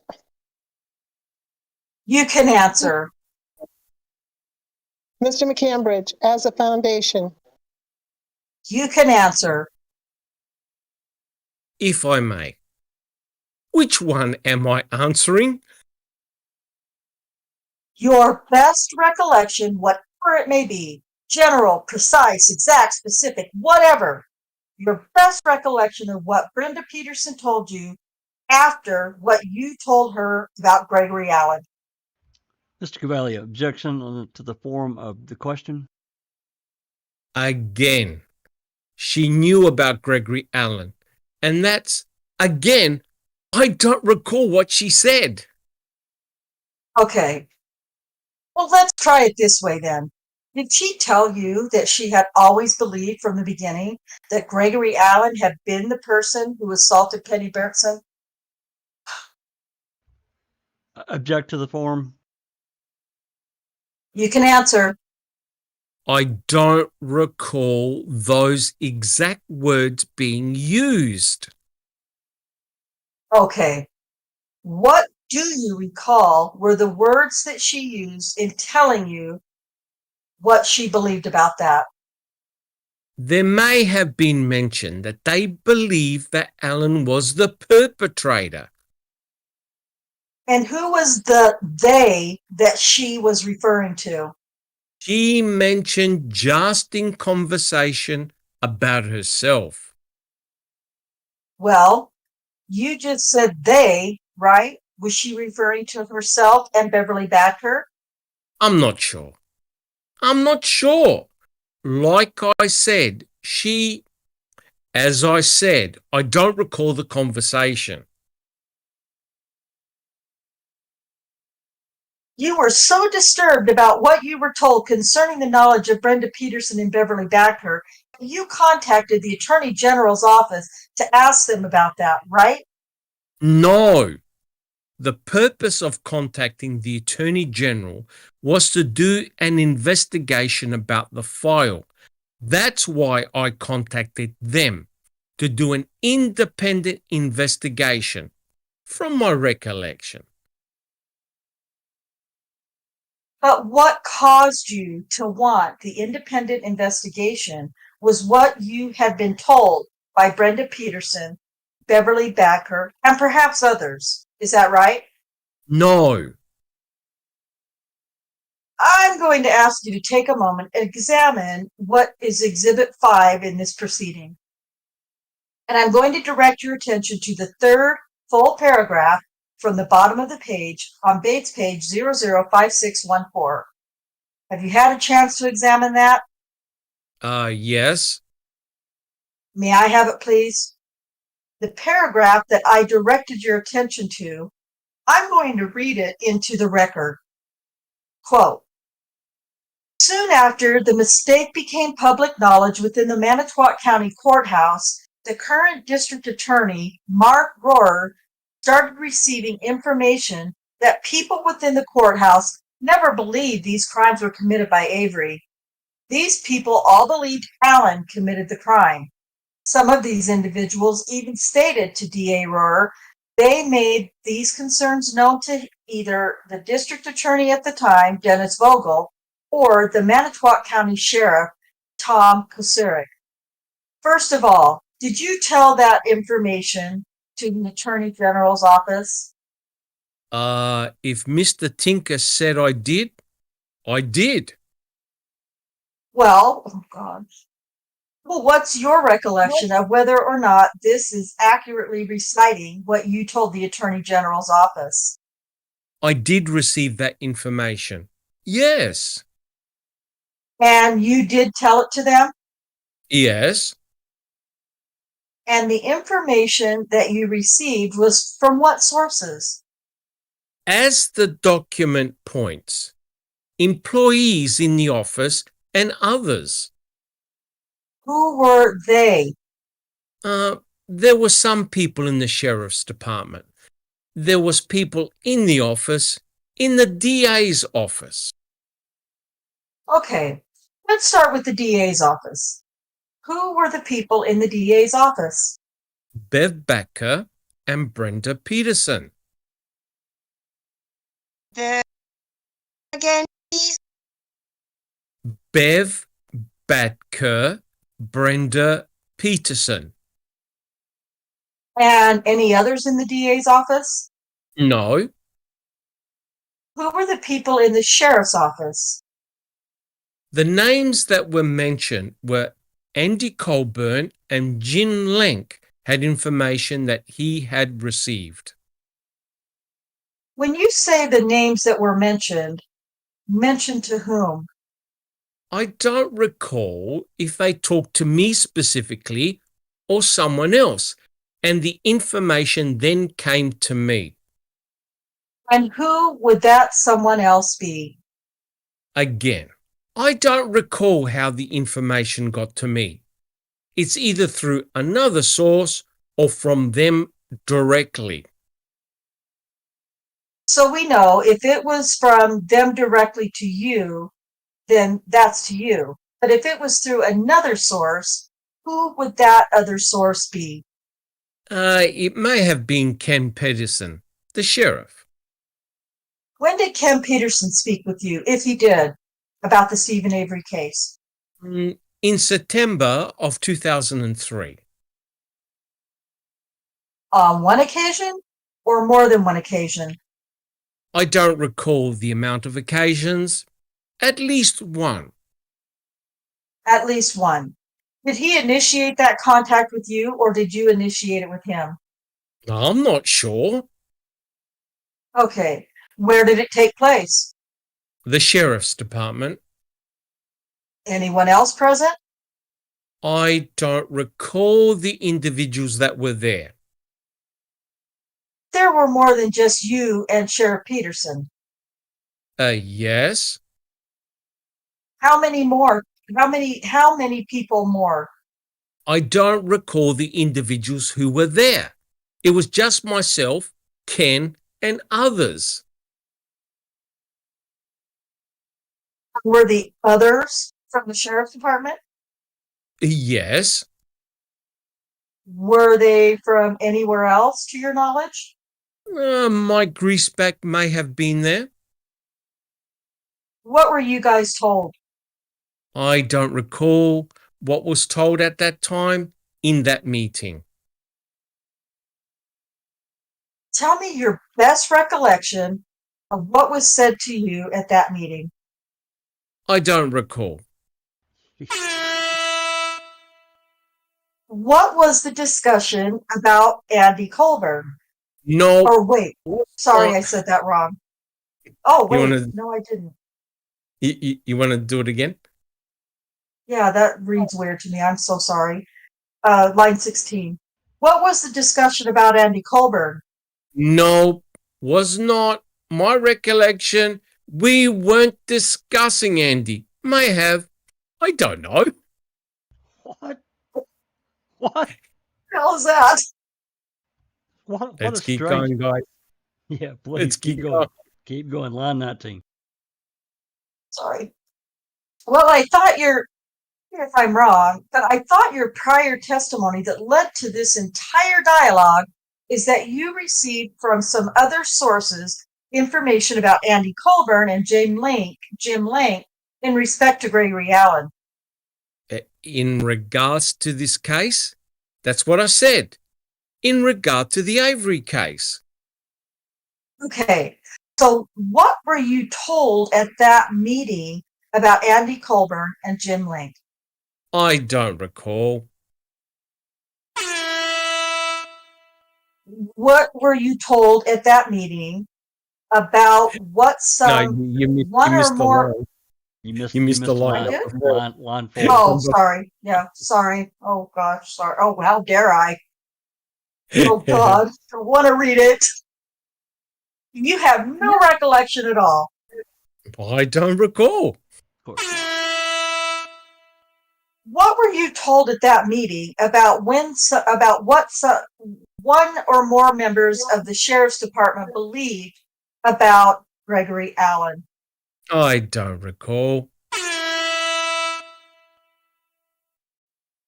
Jerk. Was Gregory Allen brought up at that meeting? Yes. By whom? I don't recall. Did Ken Peterson talk about Gregory Allen? He may have. Did Ken Peterson produce any documents? From my recollection, yes. Did he go to the safe to get them?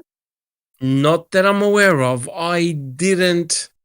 Did he go into his own desk to get them? I don't recall. I don't know. Did he discuss with you at that meeting Tom Kusarik? Yes. Did he tell you anything about Tom Kusarik having been informed about Gregory Allen at the time of the Stephen Avery prosecution? I don't recall what he said about Tom Kusarik during that meeting. You have no recollection. I do not recall what he said.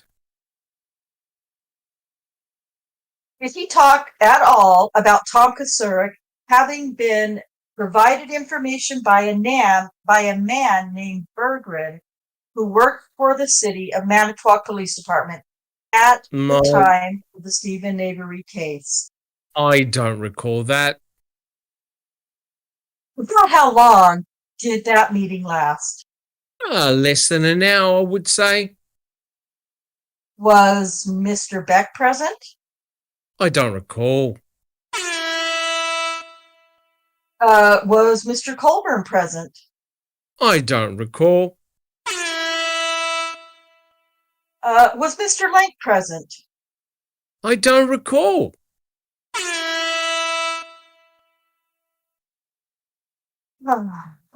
Then the people that you've identified, do you know anybody else who was present? As I said earlier, Mr. Greaseback may have been present. Other than him, anybody else that you recall? I don't recall. Did you keep any notes of the meeting? No, I did not. To your knowledge, did Mr. Greaseback? I don't know if he did or not. You'd have to ask him. Was there a reason that you didn't keep any notes of the meeting? I just didn't. In the conversation that you had with Miss Peterson and Miss Badker, did you keep any notes of that? No, I did not. You recall whether before you went to Madison to meet at the Attorney General's office, Mr. Finley had made a public demand that there be an investigation of what happened in the Stephen Avery prosecution?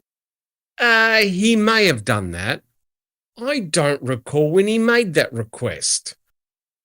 Do you have any recollection of whether before you went to Madison, the Attorney General had made a statement that she could not conduct such an investigation because she didn't have any statutory authority to do so?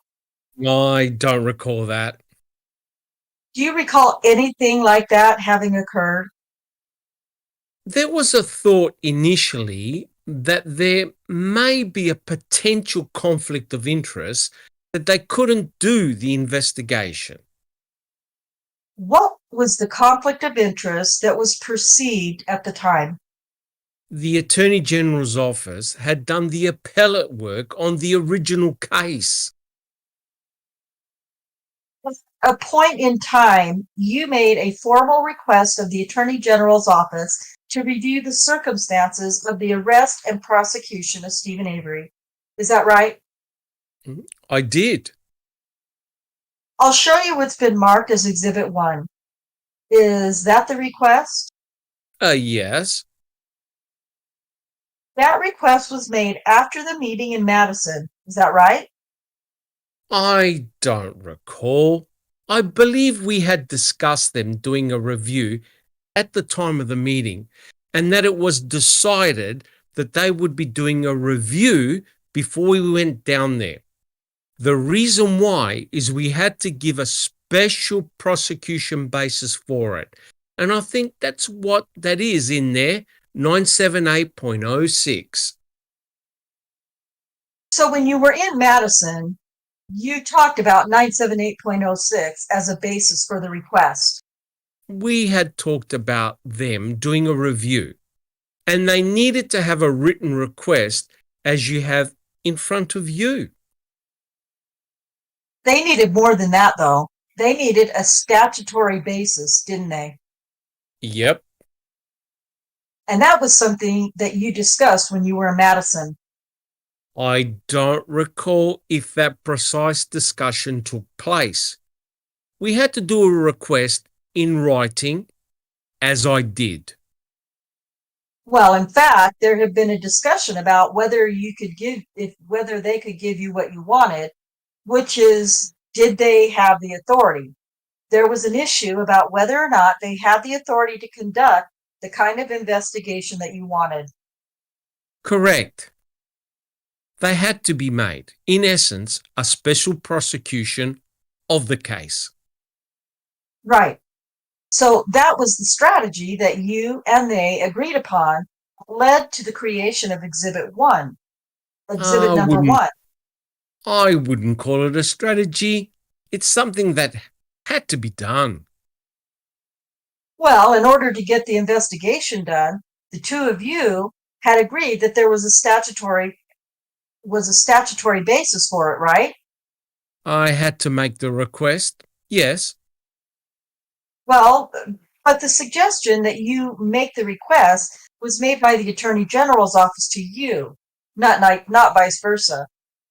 They said to you, quote, okay, we need a basis. Here's the basis, end quote. You then wrote the letter. That may have taken place, yes. Okay.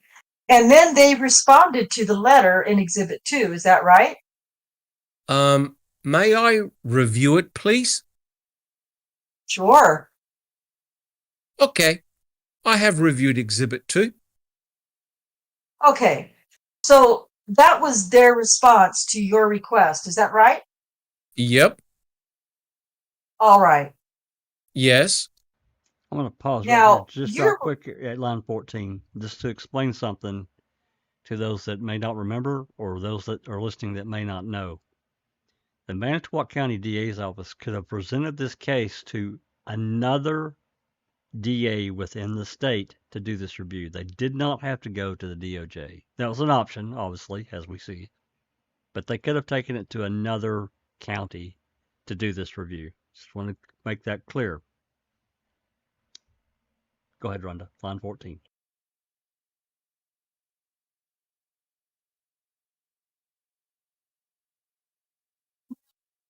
Presented here today by Mr. McCambridge from the Attorney General's office. Is that right? Yes, I am. And is the reason for that representation that you are a state employee?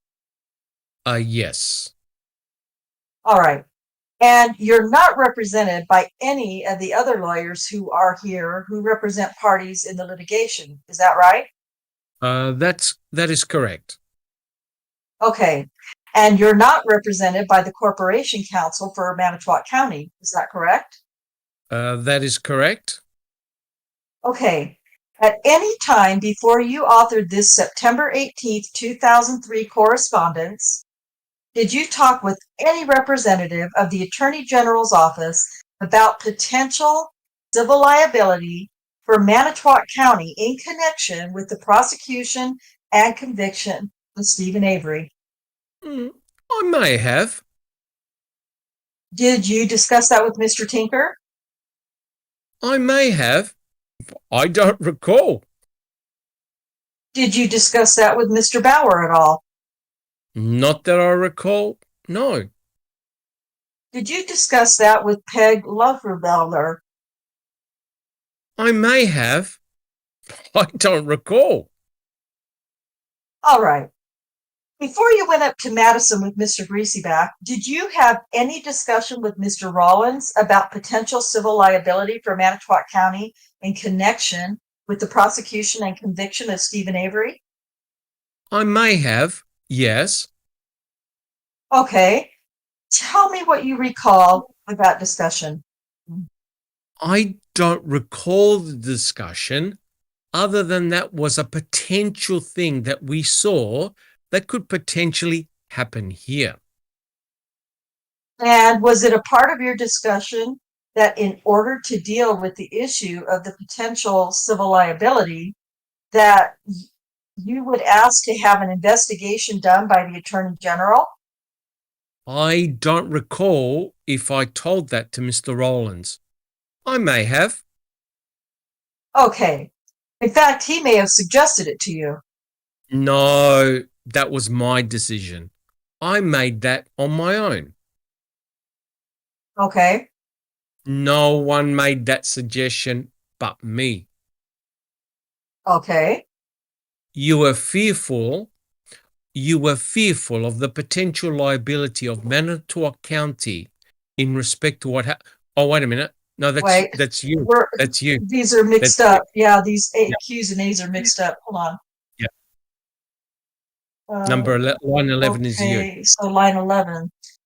You were fearful of the potential liability of Manitowoc County in respect to what had happened to Mr. Avery? I was not fearful of it. No, you were concerned about it. I wasn't concerned about it. You didn't care about it. Not that I didn't care about it, but it wasn't my situation to worry about. My job was to preserve the integrity of the file and my office. Well, your job went beyond that in your own mind because you asked for this investigation to be done, right? That's part of the integrity of my office, so I don't think it is going beyond that. So you were concerned about the integrity of your office. To have an independent investigation done. What was it about your office's integrity that you were concerned about? I just wanted an independent review. Okay. That's all. Have Mr. Greasyback expressed any opinion to you about the behavior of Mr. Vogel at the time you made the request of the Attorney General? He made a memo about a conversation he had with Mr. Vogel. I don't recall its contents. I know he did that, but I'm asking you whether or not he talked with you at all about any concerns that he personally had about how Vogel had handled the case. I don't recall those conversations. Did they take place at all? Mr. Covelli asked and answered. I don't recall what he said. What was said? Was there such a conversation? There may have been, yes. Okay, tell me your best recollection. It doesn't have to be precise or exact, of what Mr. Greasyback said to you about that. Mr. Covelli, objection, no foundation, form of the question. I don't recall what Mike said during that conversation, other than he had a telephone conversation with Vogel. That's all I remember at this time. He was upset about the conversation with Vogel, wasn't he? I don't recall if he was upset or not. He didn't like what Vogel was doing, and he told you that. Is that right? I don't recall him saying that. No. Okay. Did you ever talk to Janine Geske before you went to see the Attorney General's office? I believe Mike may have done that. Did he report to you on the conversation that he had had with Ms. Geske? He may have. What did he tell you? I don't recall. Do you recall anything about what he told you concerning that? No, not at this time. Okay. Let me show you what's been marked as Exhibit 124. Take a moment, if you would, and examine that. I'm familiar with that document. Are you pulling out your collar and stretching out your tie and all that stuff, Dr. Silkman? Choking on it? I'm just about to smash my iPad. Let's keep going. Okay. Who's Douglas Jones? Assistant District Attorney for Manitowoc County. All right. What is this memo to your understanding? It speaks for itself. He had a telephone conversation with Jean Couchet about the case. All right. This memo is dated the same day that your letter to the Attorney General is dated, September 18th. Do you see that? Yes, I do. Do you recall whether or not Mr. Jones provided this memo to you before or after you wrote the letter to the Attorney General? I don't recall. I bet you don't. Okay. In this memo, Mr. Jones says that in talking with Jean Couchet, Couchet told Jones that in 95 or 96, Colburn had told Kusarik that an officer from Brown County had told Colburn that Greg Allen and not Stephen Avery may have actually committed the Bernsen assault. Do you see that? The language that you're reading from is about, quote, might have actually committed the Bernstein assault, close quote. Is that the reference you're making? Starting on the sentence, let's read it into the record. Quote, he then told me, end quote, and the he refers to Jean Couchet. Quote, he then told me that in 95 or 96, Andy Colburn had told Tom Kusarik, former Manitowoc County Sheriff, that an officer from Brown County had told Colburn that Allen and not Avery might have actually committed the Bernsen assault. Jean stated that Colburn was told by Kusarik something to the effect that we already have the right guy and he should not concern himself, end quote. So this is information that's being provided to you on September 18th by Doug Jones, right? That's correct. Did you provide this information to the Attorney General's office? Yes, my recollection is I believe we did. And who's we?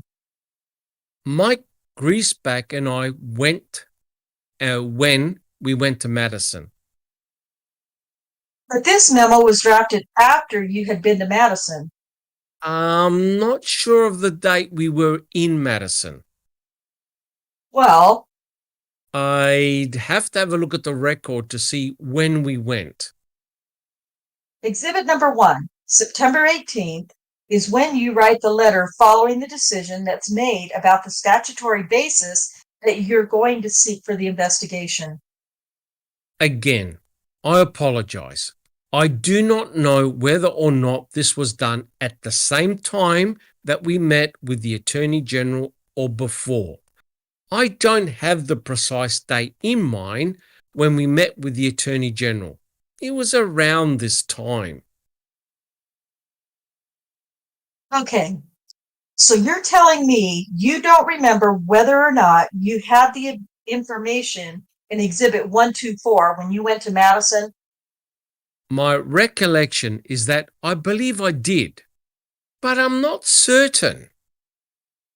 And you're saying you told that information to the Attorney General's office? We passed everything we had obtained to the Attorney General's office. Okay. Well, neither this memo nor anything about Colburn and Link is in any of the records that were provided to the Attorney General's office. I can tell you that. Does that give you any concern about whether or not you provided this information, that is to say, the information in Exhibit 124, to the Attorney General's office? And again, it's my recollection that we did do that, and I don't know for sure, but my recollection at this time. Well, there's only two people in the we. It's you and Mike Greasyback, right? In the what? In the quote unquote we that you're talking about when you say quote unquote we. Right. Nobody else went to Madison, right? That's correct. Okay. And when you and Mike were there, you met with certain people in the Attorney General's office. You've told us about that, right? Correct. So if this information was provided to the Attorney General's office, either you did it or Mike Greasyback did it, in your best recollection. From my recollection, I believe that's what was done. I'm not certain.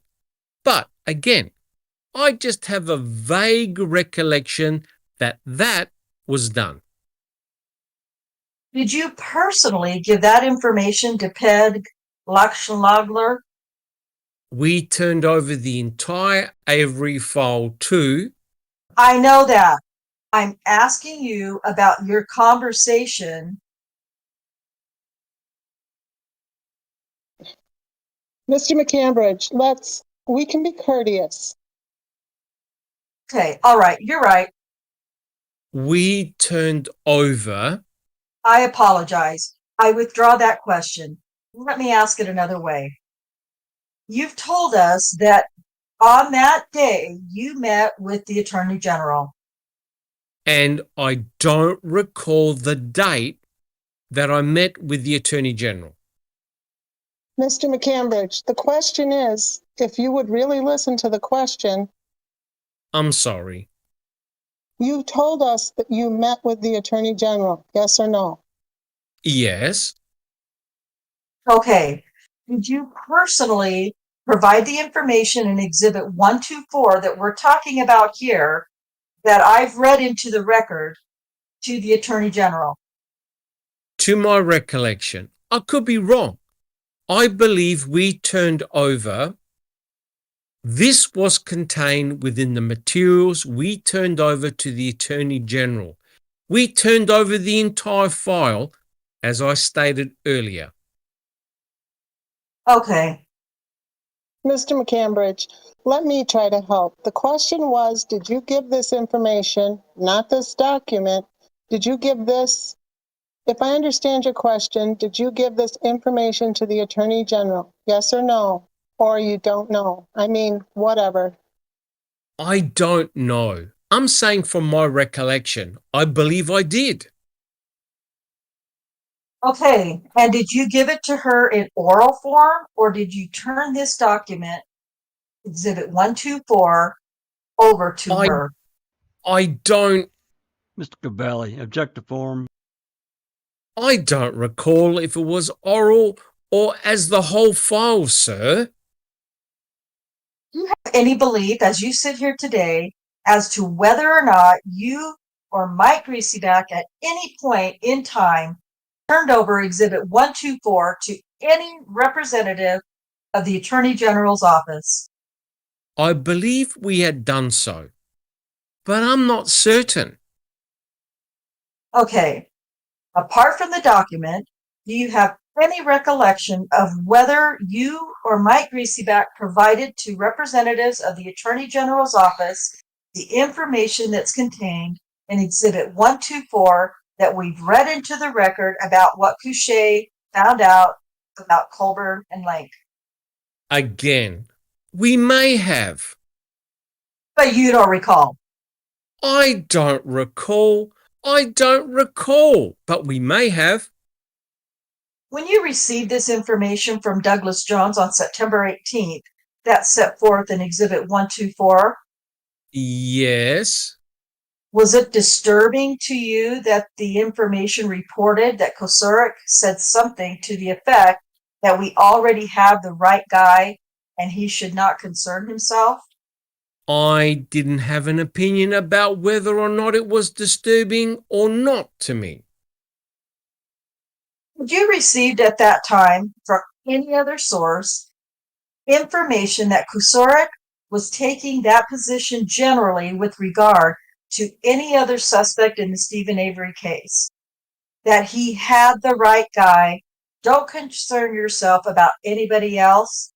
Had you received that information from any other source than this Exhibit 124 at the time that you received this Exhibit 124? I don't recall. In the meeting that took place in Kim Peterson's office at the Sheriff's Department, had anybody provided any information of that kind to you? Of what kind, please? Of the kind that when Sheriff Kosurik was provided information about Gregory Allen or some other suspect in the Penny Burnson sexual assault, he was taking the position, don't worry about it, we've got the right guy. Did anyone say that during the meeting? Is that your question? Or words to that effect. They may have. I don't recall. Let's go off the record for a minute.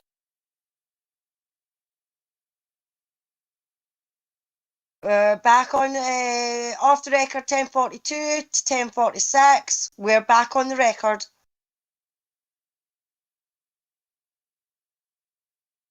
Mr. Rohr, in response to the formal request that you made, which you've identified to us in Exhibit Number 1, was ultimately a report issued in December by the Attorney General's office?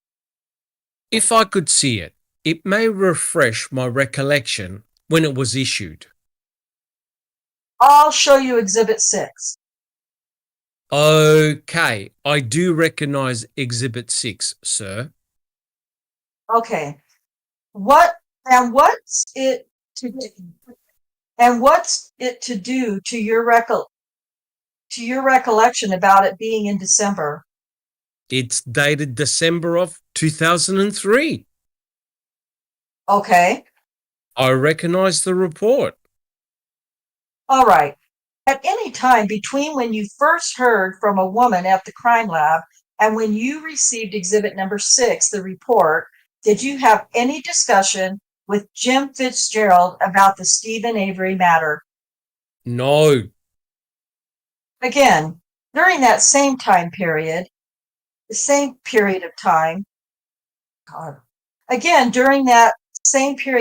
now, we're talking between September 3rd and December 17th. Did you talk with Dennis Vogel? No. At any time during that period of time, did you talk with Tom Kosurik? Yes. On how many occasions? I do not know. More than one? I do not know. At least one? Yes. Where was that one that you recall? I don't recall. How long did it last? Less than an hour. Who was present? I don't recall. Well, it was at least you and Kusurik, right? Yes. Okay. Was there anyone else present? I don't recall. Was Mike Greasyback present? I don't recall. What was the occasion for that conversation with Kusurik? How did it come about? How did the meeting come about? I don't recall.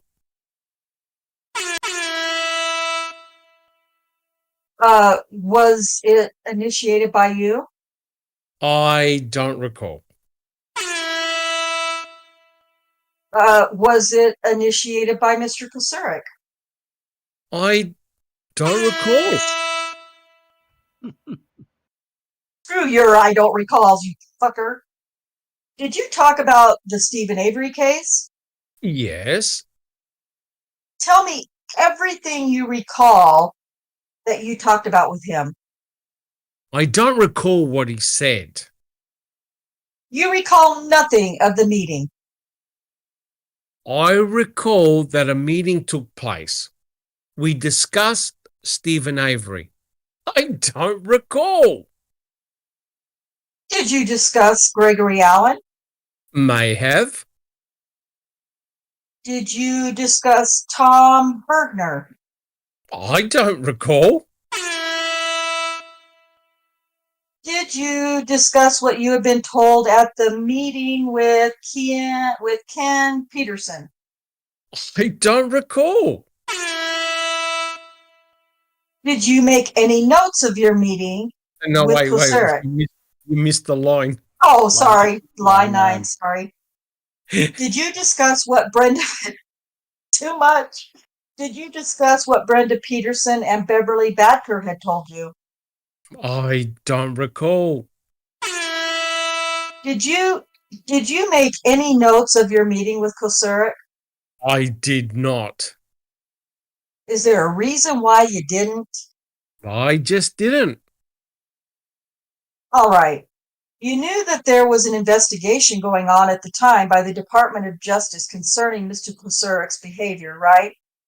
I don't recall when I had the meeting with Mr. Kusurik as it related to the investigation. Well, we've already discussed the fact that it took place sometime between when you received the information from the crime lab and when the report was issued, right? Correct. So are you saying that your conversation with Kusurik took place sometime between September 3rd and September 18th? That's possible, yes. Okay. So that would be a period of time in which you were talking with Mr. Tinker about your concerns respecting the Stephen Avery prosecution, right? Concerns with information are received in regard to the Stephen Avery prosecution. Well, Based on the exhibit you showed me earlier. I'm going to take a quick sip really quick, sorry. You're fine. Exhibit number 5 that we've already discussed. I'm going to read this paragraph to you. It follows the paragraph we read earlier. It says, quote, D.A. Rohr expressed his concerns about these allegations to the Attorney General's office and requested an independent review. The focus of this review would be to determine if Allen was ever a suspect in this investigation, and if so, was this information turned over to the defense attorneys as part of the discovery procedure, end quote. Okay? So that is something that you told the Attorney General's office that you wanted. Mr. Gabelli, object to the form. Is that right? I don't recall precisely what I said, but if Mr. Tinker stated I said it, I'd have no reason to doubt him. And part of the concern about whether or not the information concerning Gregory Allen was handled properly in the prosecution, to your knowledge, that time, that is to say, at the time of your meeting at the Attorney General's office, concerned the behavior of former Sheriff Kucerik. Is that right?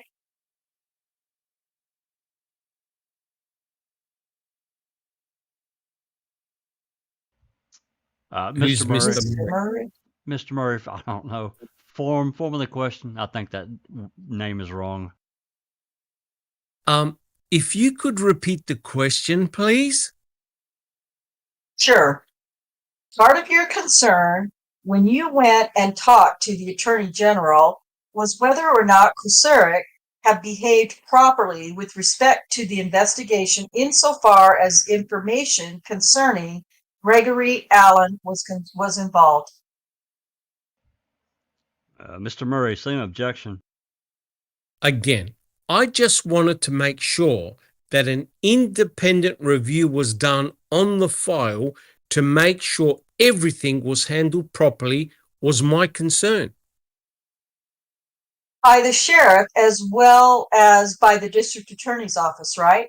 In the entire case as a whole, yes. Okay. And what I'm trying to get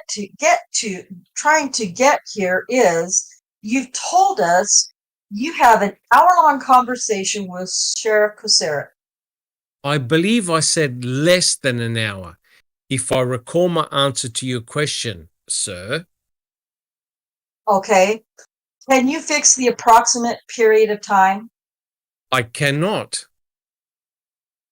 And at the time you talked to Kucerik, you were an experienced criminal lawyer, right?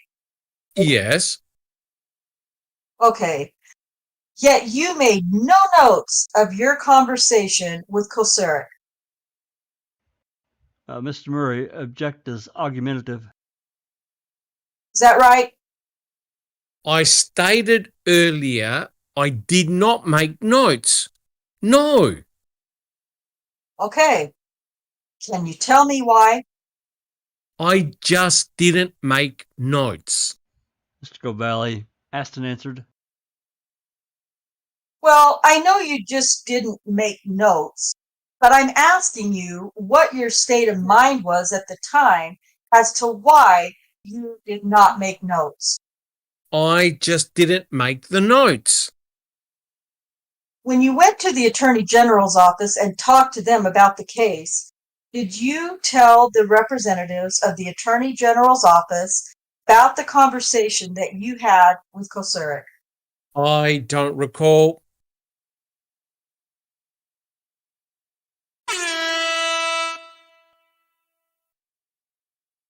Did you tell the representatives at the Attorney General's office about the conversation that you had with Sheriff Peterson? I don't recall. Any time between when you first received the phone call from the representative of the crime laboratory on December 17th, when the report was published by the Attorney General, did you talk to Mrs. Burnson? Yes. On how many occasions? I don't recall. At least once? Or more than one? At least once. Okay. And was the once in person or by phone? What were the dates again, please? Between September 3rd and December 17th of 2003. I don't recall if it was on the phone or in person. Who initiated the contact? I don't recall. What was the reason for the contact? I don't recall. Oh, this poor guy. Is this dementia or... what did Mrs. Burnson say to you? I don't recall. She was pleased with how I was handling the case. That I do recall. Wow. What did you say to her? I don't recall. Asshole. Did she tell you anything about how disturbed she was that it turned out that it was Gregory Allen who attacked her? Mr. Bascom, I'm going to object to the form of that question. I don't recall that being said. Did she tell you anything about the contact that she had received from Thomas Bergner at the time of the events in question, after she had been attacked and before the actual trial? Mr. Bascom, object to the form. Mr. Pollen, I object also. It assumes facts, not in evidence. You can answer. I apologize. Because of the objections, may I have the question repeated back? Sure. Did Penny Bertson, in her conversation with you, tell you anything about the information she received from Tom Bergner concerning another possible assailant than Stephen Avery at a period of time between when she was attacked and when the trial began? I don't recall. Did she tell you anything about a phone call that she had received at home from a City of Manitowoc police officer raising the question of whether or not Stephen Avery was the proper defendant in the case? I don't recall that. Do you have any recollection of anything she told you? As I stated earlier, she was pleased with how I was handling the case and complimented me on that. Do you have any recollection of anything she told you?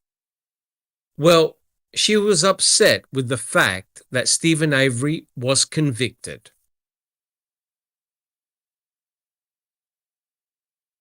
Oh, I lost me. On 17. 17, sorry, thank you. I hit the wrong arrow.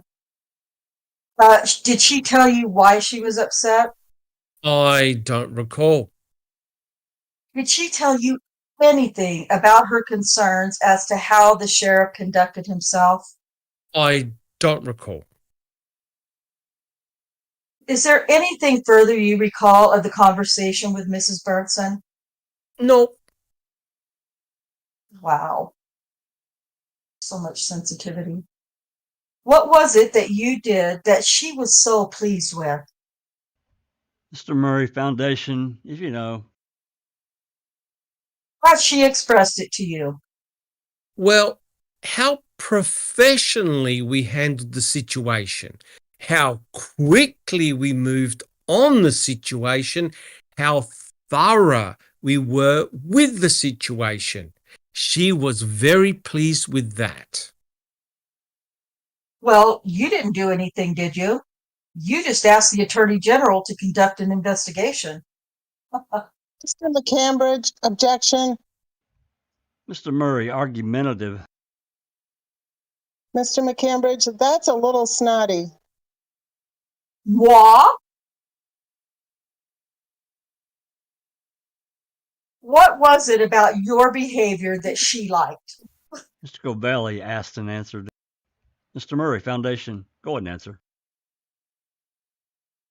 I already answered that question.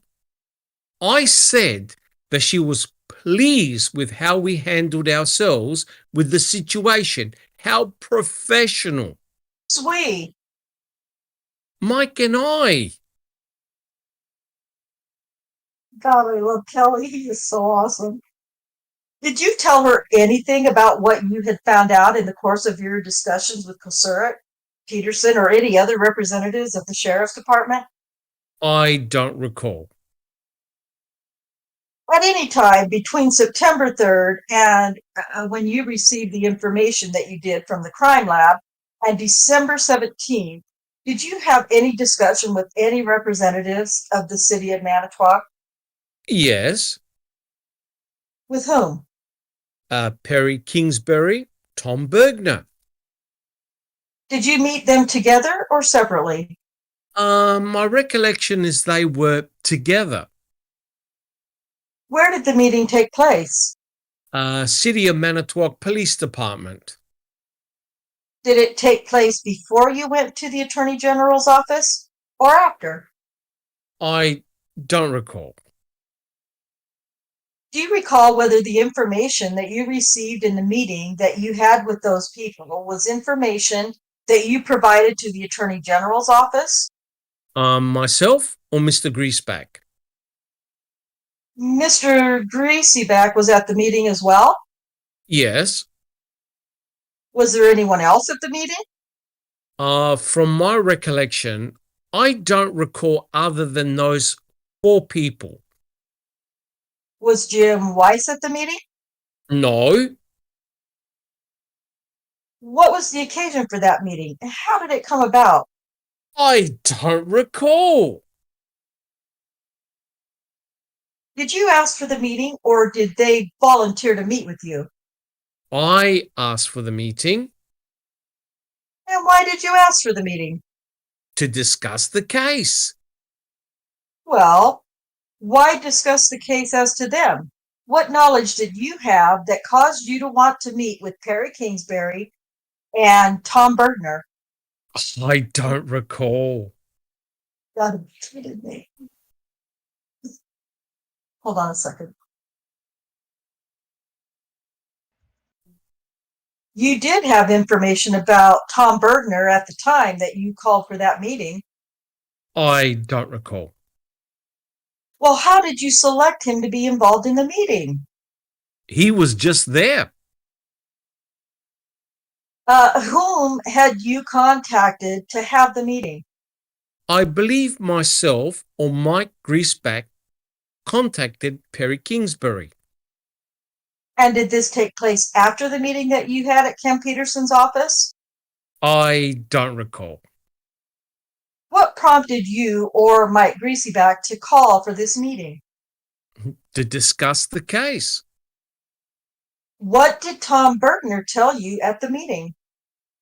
He mentioned Gregory Allen's name, that they were doing surveillance on him at the time that this incident took place.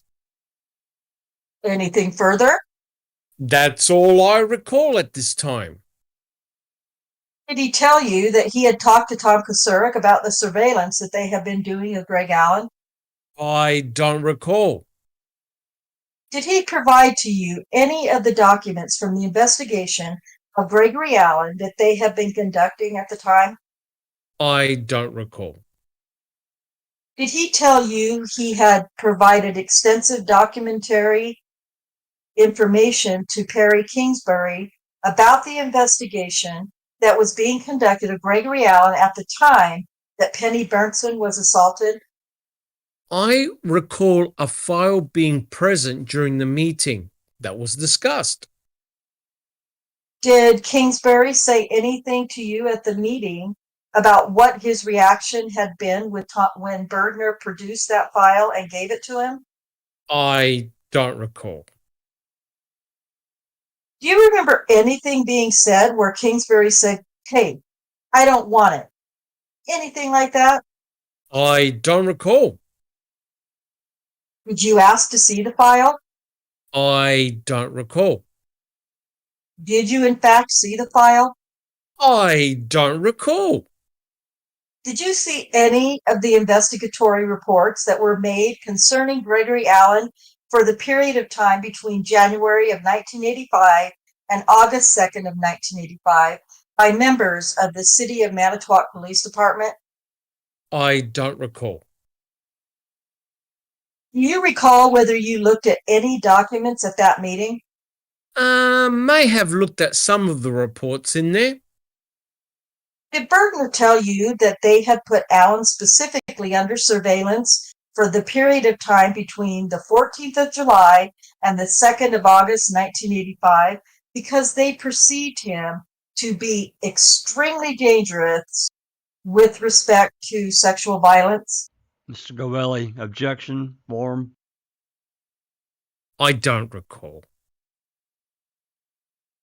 Thing further that you recall of the conversation between you, Greasyback, Kingsbury, and Bergner at that meeting?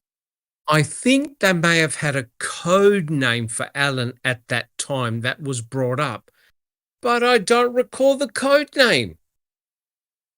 The Sandman? I don't recall. Does that ring a bell at all? All I know is that there was a code name they had for him. Okay. Did you make any memorandum concerning that meeting? No, I did not. To your knowledge, did Mr. Greasyback make any memorandum? I don't know.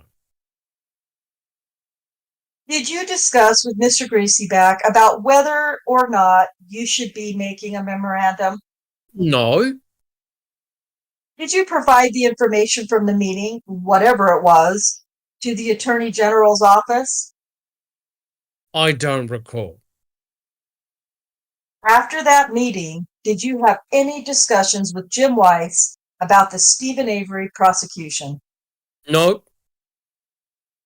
Have you to this day had any such discussions? no, To your knowledge, has Mr. Rollins? I don't know.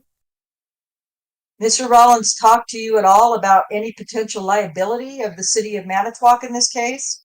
No, After you received the information from the crime lab on September 3rd, did you talk with Judge Hazelwood about this case at all? yes, On how many occasions? I don't know.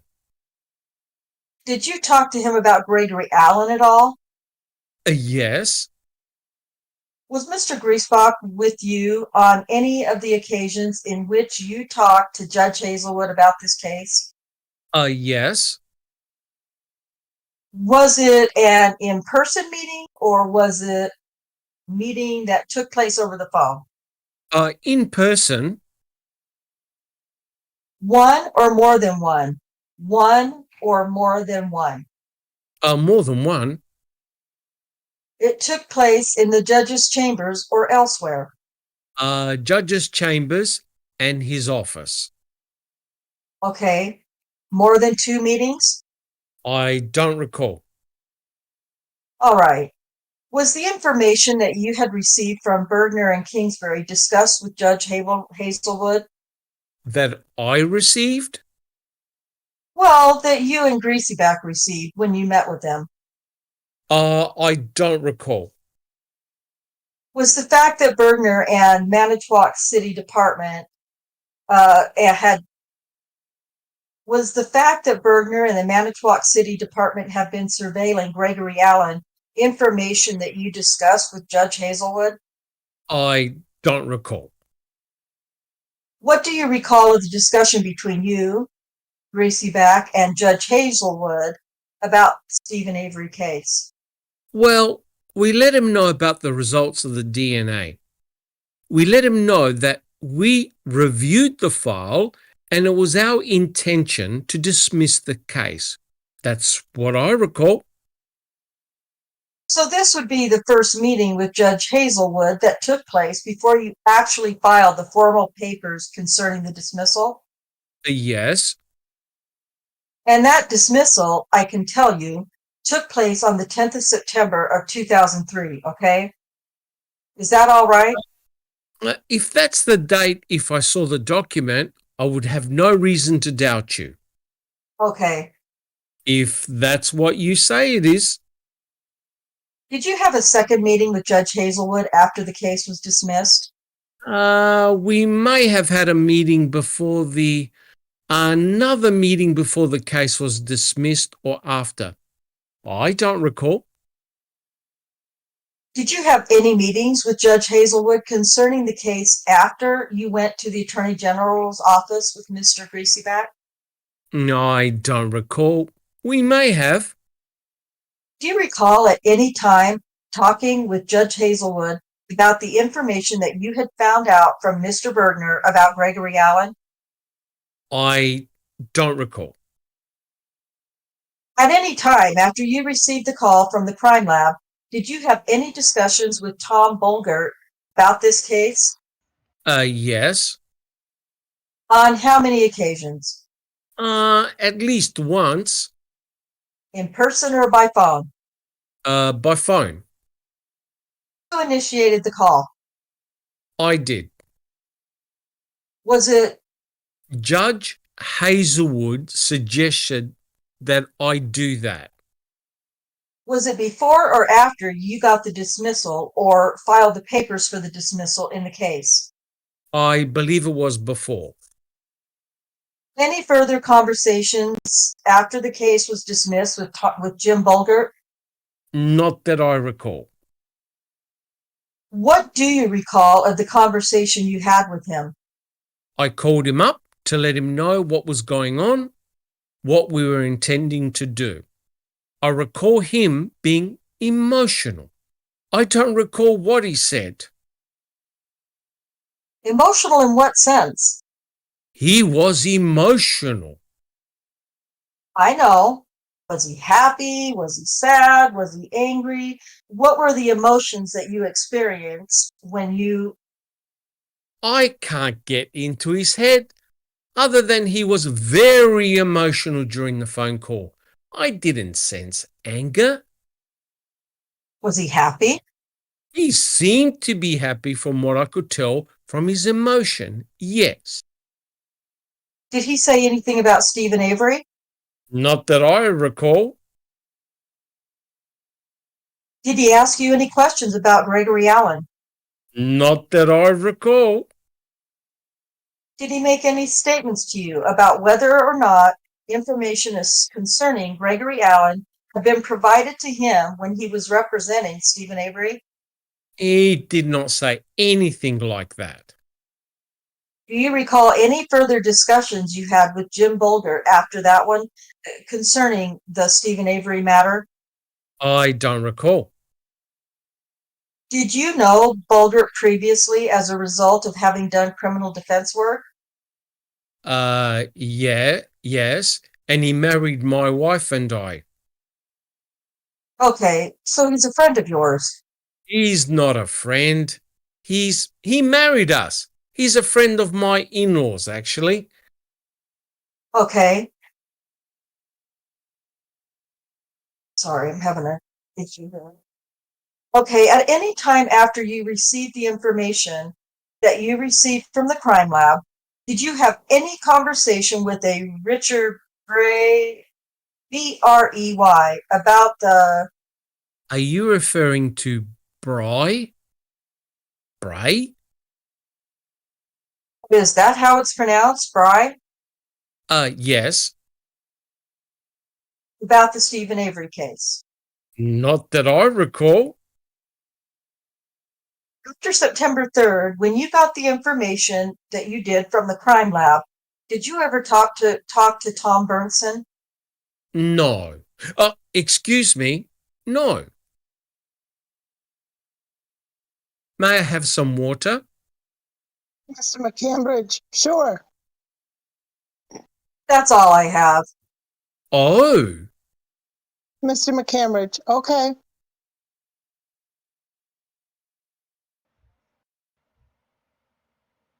Reporter, anything further for the record, gentlemen? Oh, I'm sorry. Go ahead, Alice.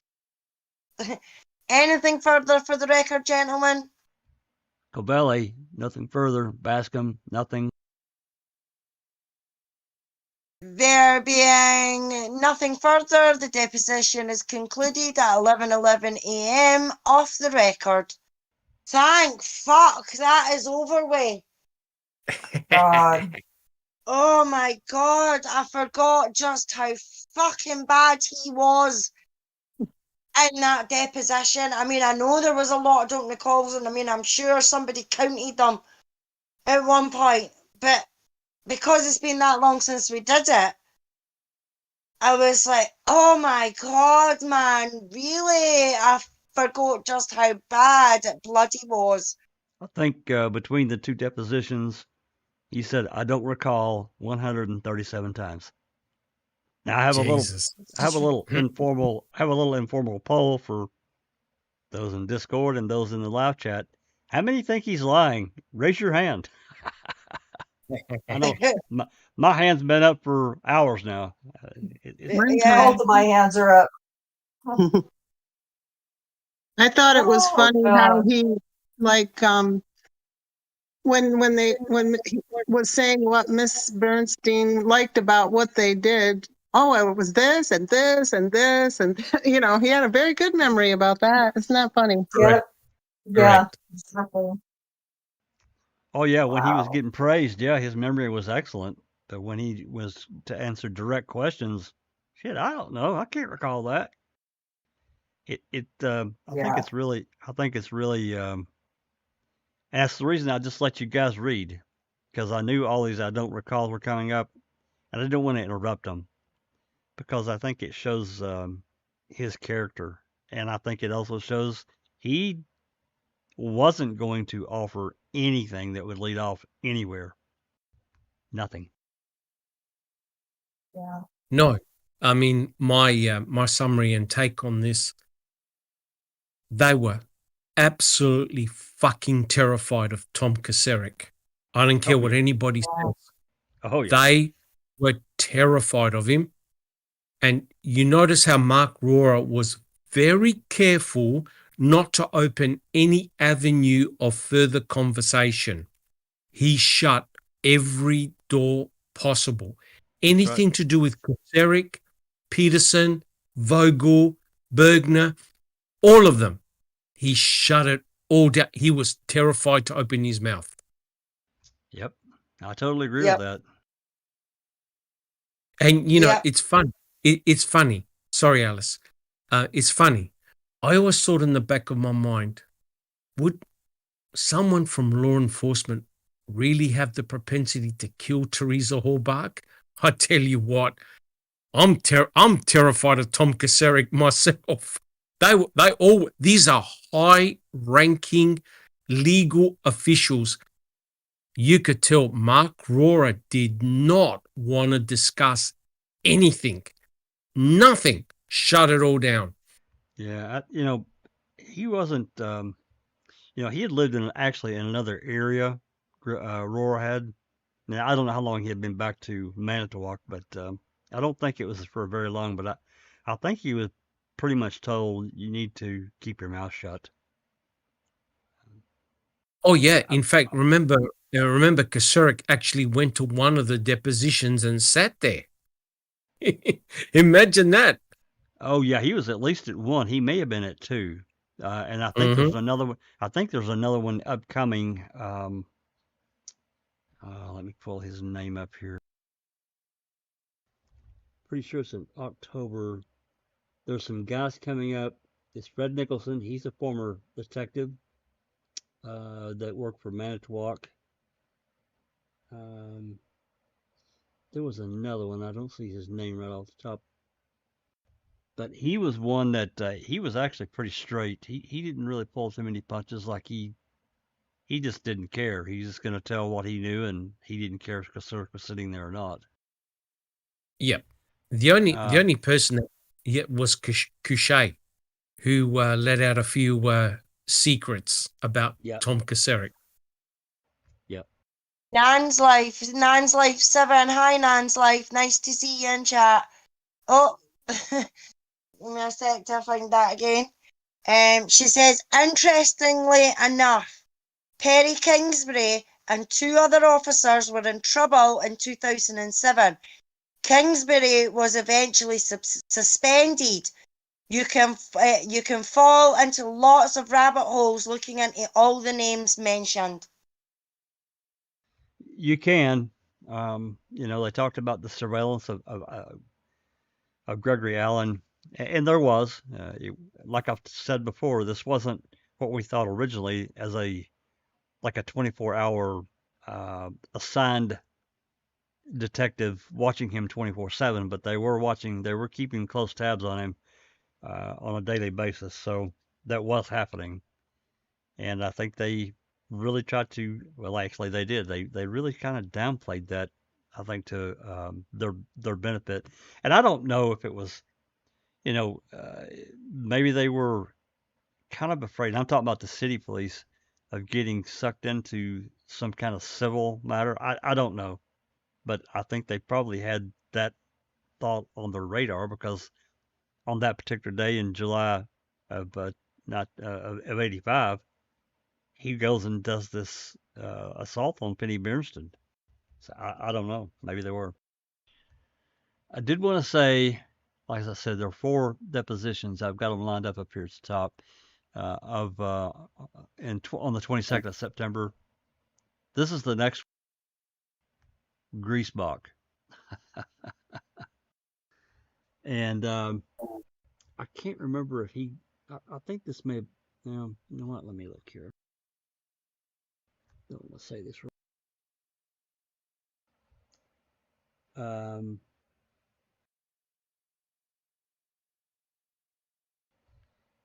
Yeah, I can't, I just had it in my mind that Griesbach had already gave one deposition, but I don't think he did.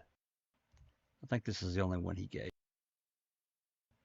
This is the one next time we head back into depositions. I don't know if that's what we'll do next for open mic. But this is the one that we'll be starting on, the second of 4. The next one after that is Vernon Clement. I think he's another former Manitowoc County employee of some type. And then the last is David Dvorak, which is, of course, married to, or I don't remember if they're divorced or not, but certainly was married to Judy Dvorak. And that's an interesting one, too. So.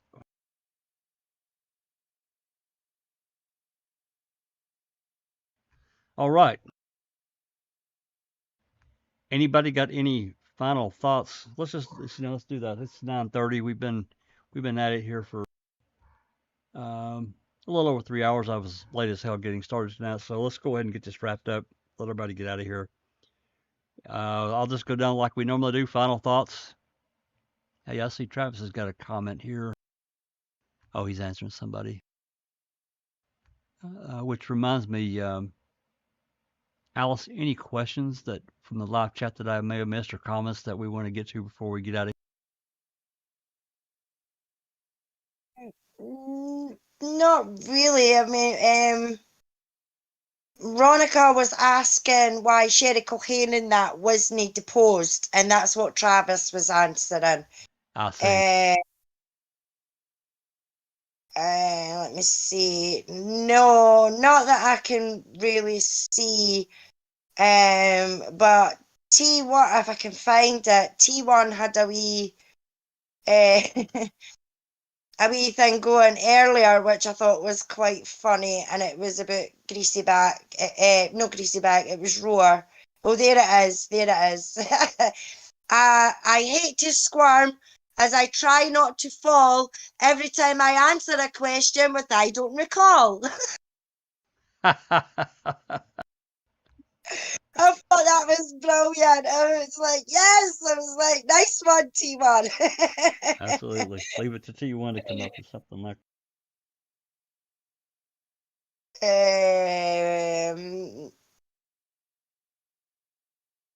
Nacho was, I don't know if they're still with us, but they were going on about Gregory Allen, that Dave Begotka was on the beach that day, and even he said that the police got there awfully fast. Now that's right. I've heard Dave saying he was out on a jet ski or something like that in the sea, and he seen all the commotion and everything like that, and he helped the woman. So I do know that that's true.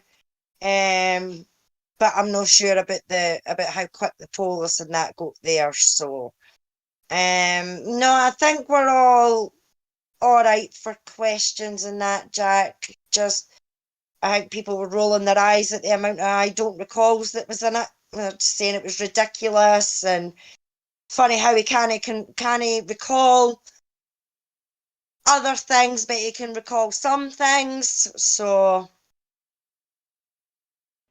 Yeah, I thought it was quite ridiculous personally. All right. Well, thank you for. Roger's got another question. Sorry, I just seen that at the bottom there. When the police arrested Stephen, did they even bother to look at his hands? Because Penny Bernstein was brutally assaulted, as the state claimed, and photographs of Avery's hand back in 1985. Not that I'm aware of. I mean, there could be photographic evidence, but we don't have the 85 case file. You know, we've talked about getting it, but you know, the expense of that, we've talked about the expense of, you know, paying for stuff like that. And to get the 85 case file, all of it is just shy of $5,000. And, you know, it's just something that we just we've never tried to do. It would be, I'm guessing, extremely difficult to have a fundraiser to get that at this point. Well, we've got some section, we've got some of it, but yeah, we don't know, Monica, if they photographed him or not. Well, what's interesting is that there is a photograph when Stephen Avery was arrested, and he's got his hands by his side, and you can tell his hands were greasy because he worked with cars. And when Penny Bernstein was asked to describe the hands of the person that attacked her, she said they were clean. Yep. And there it was, right there in the photograph. Yeah, I can attest to that, Doc, because when I was growing up, I wanted to be a car mechanic. My work experience at school and things like that was doing car mechanic. And that oil gets fucking everywhere. The oil and the grease. We're working on the cars, gets everywhere. It gets under your nails, it gets up your nose, it gets even sometimes in your mouth because you forget and you just, you know, you wipe your face and then you get it all over your face. And just going home and having a shower with normal soap and water, it takes some of it off, but it doesn't take it all off. And no, that's correct. Yeah, I mean, when my dad was working on the cars and things like that, what he used to do is he used to get soap powder, you know, like your washing powder, and he would put that on his hands and then he would wash his hands with that. But lately there is a specific cream in garages and things like that. There is a specific hand wash thing that's got gritty bits in it, that helps take it off, you know. So I can attest, oil in that isn't easy to get off. So even if Stephen had showered and no scrubbed himself, you know, the oil would still be in the cracks round about his nails. It would still be under his nails, everything like that, you know. So well, the problem is that some certain oils, like transmission fluid or like rear end differential type oils and that kind of thing, it really stains the skin. It really embeds, and it's extremely. Unless I used to we had this cream. My brother and I had this. I don't remember where we got it, but it was like a cream that created a barrier, and it did help. But of course, you know, as you're working with tools, that shit wears off, and you have to keep applying it. So it's, you know, becomes kind of a pain in the ass. But you know, most mechanics don't do that. It stains your skin, especially your hands, and it's just extremely difficult. You basically gotta wear it off. Yeah, yeah. Well, I mean, back in the 80s, though, Jack, that you probably could have got the same sort of cream stuff, that I was talking about, you know, with the gritty bits in it to help disturb the oil and that for your hand.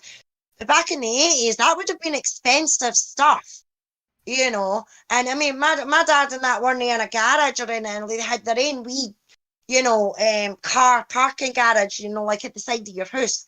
That was their garage, and Right. they worked on, they would buy different cars and then they would take them home and they would day them up and Right. everything like that, you know.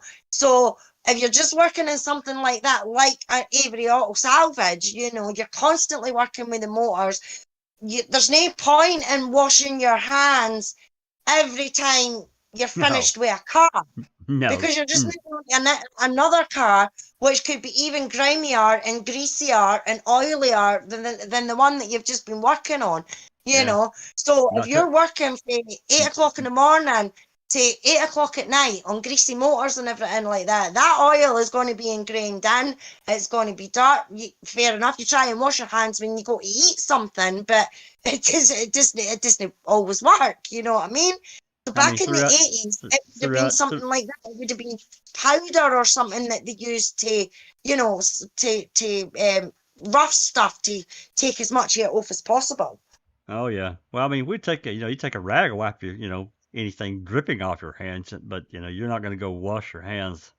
And even beyond that, I think we used, when Dawn dishwashing soap came out, it actually works very well as a anti-greaser or degreaser.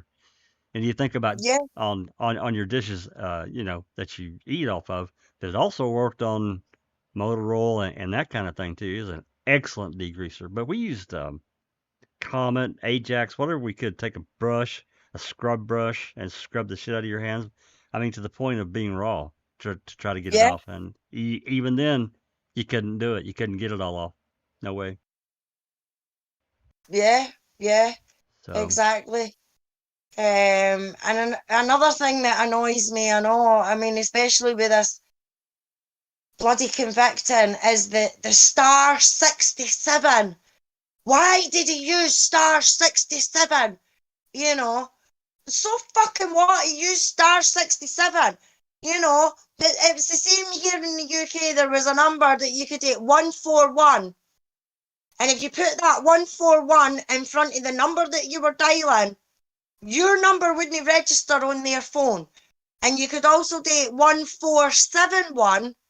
And if you did that, then you got the last person that called you, and you could check that. I mean, if you were phoning a Chinese or, something that you didn't know, or somebody that you didn't know, we used the 141 because we didn't want them having the number. You know what I mean? So I don't understand why people are up in arms because they use star 67 to phone. How many other times did he use star 67 to phone anybody? You know what I mean? But they're fixating on this star 67, and it's really starting to fucking bug me now. Well, it's even worse than that, because one call, I think, went directly to voicemail. The second call didn't even connect, so she didn't talk to him anyway. It's irrelevant. It's completely irrelevant. Yeah, but what I don't understand is, though, Jack, is why they're so up in arms by using star 67. Well, they're trying to make it. They're trying to make it, like he was trying to lure her or whatever. Yeah. Make this dirty connection to Stephen Avery, and it's just completely irrelevant. A connection that's not even fucking there. That's you know what I mean? That's right. That's exactly right. So yeah, well, I mean, I think that given the direction that we've already seen with convicting, I mean, it's clearly well made. It's well done. Sean knows how to make a presentable documentary. I think that Doc is right. I think that we're better off. I mean, we can talk about it as we go over the next 7 weeks, but I think it's best that we wait till the end to give our presentation and our rebuttal to the entire thing. Doc, is that how you feel? Oh, Doc may have stepped away. No, I'm here. Personally, I feel that's the best road to take. That way we can look at the series in a holistic manner rather than do it by piecemeal, because we may argue a specific point on episode number 4, and they then explain it in episode 5 or 6. I agree. You know what I mean? It's better to get the whole picture I mean, let's face it, guys. We've been doing this case for 4 years. Some of us 7, 8 years straight. Yep. I think we've got a fairly good handle and perspective on the case. We know what it's all about. The first 3 episodes can be summarized in 2 words: character assassination. Let's see what else they've got. I suspect that same character assassination is going to continue, but I totally agree, Doc. It's better to wait until we've got the entire picture. All right, let's continue on. Alice, any more final thoughts about Rohr's deposition part 2? Great podcast as always, Jack. Thanks to everyone on panel. Thanks to everyone in chat. And even thank you to the lurkers who are out there, because I seen in the chat that we were still up at the 40s and things like that. So even to the lurkers out there that haven't came into the actual chat but are watching, thank you for joining and watching. And that's all I'll say for now, Jack. Thanks. Thank you so much, Alice. And well, now we've got the namesake here, Cherie. I know this is where you got your username. Yeah, I know everybody's sick of me now because of the repetition today. But anyways, thank you very much for doing these depositions. They learn a lot every time. So thank you. Absolutely. Thank you, Cherie. And then just Rhonda, wonderful read as always. Final thoughts, sis? No, thank you. I appreciate that. Again, like everybody else, it was really, I mean, it's been a long time since I've read through that deposition. And it's every time you go through it, it's just as annoying, or even more so as the last time, because you know what you're gonna have to do. But yeah, so yeah, it was a great show as always, and just look forward to whatever's coming next. I mean, there's a lot going on right now in these kinds of cases, so appreciate Amy for coming on and giving an intro to the case that she's working on, and other than that, hopefully I'll see everybody Tuesday at 5 p.m. Central on my channel. I'll be there with bells on. I know you will. Thank you. Thank you. Thank you, Rhonda. Kay, final thoughts? Yeah, out of all the video depositions that I've seen in this case, Rohr is the most uncomfortable. I mean, he, as other people said, he is squirming in his skin. All those facial expressions that that he makes, it's just really telling, and it's a pisser too to listen to that crap. I don't recall. I may have said that, having the attorney rephrase the question and then he answers it differently. Yes, that would have been my decision. Yes. Oh yeah, the decision that you said you didn't know if you made or not. Now it was your decision. It's just, he's just a piece of shit. And very well put. I guess he got rewarded with a judgeship, or I mean, is he a judge now? What is he? He is a judge. Yeah, geez, reminds me of the Ryan Ferguson case. Mm-hmm. Anyway, I mean, it's interesting to hear that again.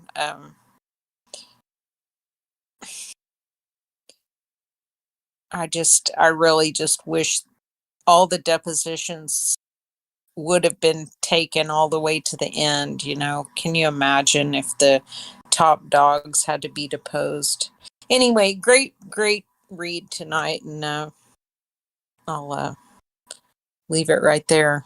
Thanks, Jack. Thanks so much for coming, Kay, and thank you for the comments. Dr. Silkman, great reading, and final thoughts, sir. Thank you. Well, I actually don't recall what I was going to tell you. No, I really enjoyed the banter between just Rhonda and I. I've now got that horn blasting in my head every time I say I don't. Sorry. No, Sorry. not at all. Just to be serious for a second, that was very, very telling. I'm glad that you organized this, Jack, to read it out. It was a very important deposition. It goes to show that the attorney that was questioning Rohr, he already knew the answers, right? He already knew what Mark Rohrer was going to say. Oh, Kelly. Yeah. Yeah. It goes to show that someone like a district attorney is so terrified of Kacerik and saying the wrong things. There would have been repercussions. I'm sure of it. It saddens me that no one paid the price for what they did to Stephen in 1985. It's pretty clear now that if you look at the way Rohr answered the questions, I tell you what, had the depositions gone ahead, I'm sure that Kacerik and Vogel would have repeated exactly what Mark Rohrer said. I don't recall, I don't remember. And it's sad that no one paid the price except Stephen and Brendan, who are now sitting in prison. It's just a true shocker and provides even greater motivation for me and for our team to work even harder, find the truth. Thank you, Jack. Absolutely. I totally agree with that, Doc. It's truly frustrating. It's truly frustrating. I know this was just a deposition, there in whatever lawyer's office that they were doing. They weren't actually at trial yet, but I feel certain, given the answers that he gave and, so many others, especially those that were still part of law enforcement, I know that they probably had been warned and they had talked about the potential for this to go to trial and what they said would probably be used, right? They always have to look forward. So really frustrating. So, all right, let's get this wrapped up. I do want to thank Amy for coming on early in the podcast and talking about the Ashley's case, and we'll definitely I'm definitely going to help her out. Whatever direction she feels that she's comfortable going. Again, learning this, how to stream and get information across to people that you want to impart. I think the visual is always better. I mean, we can talk all day and we can make it probably pretty interesting, but getting things visual, whether it be documentation, audio, jumping back into the calls like we've done so often, or even video. I should have drug out that damn video clip of Rohr when he was giving his deposition. Maybe I can find it and we'll play that next time we jump into the depositions. I've got it somewhere. And show him squirming when I'm almost positive it's when they started talking about this Doug Jones memo. He starts squirming in his chair and he acts like he's really pretty much wants to die and disappear on the spot. He just wanted to melt into the floor. He did. You could tell he wanted the hell out of that place like pronto. Yeah. And I would really wasn't he grabbing his collar? Yes. He's grabbing at his collar. Like his face got all smushed up. Like, oh shit, get me out of here. Yes, absolutely. I mean, it was so weird watching that. That's why I was asking Doc. Oh, sorry. Go ahead. If I remember right, he was almost like rocking back and forth a little bit. It was just, wow. He's remembering what his mama taught him, and he was not doing what she taught him. Yeah, he wasn't doing well. I know that. That's why I was asking you, Doc, are you tugging at your collar and pulling at your tie right now? I just visually see you acting it out. Oh God, yeah. You gotta take the you got to be in the character. You got to understand the gravity of the situation. And he would have had a bucket of sweat on the ground. He would have pissed his pants because he knew he was a goner, because all the evidence was there. And the attorney Kelly, he had all the information in front of him. And he was just trying to bluff his way out. And he did. He did. Yeah. I think he was well aware that Glenn and Kelly had done their homework and had those reports, and they were going to dig hard to try to find out everything they could out of him. And his stock answer, I don't recall. It's really frustrating. It was so bad. It's like, can you even remember how to tie your shoes?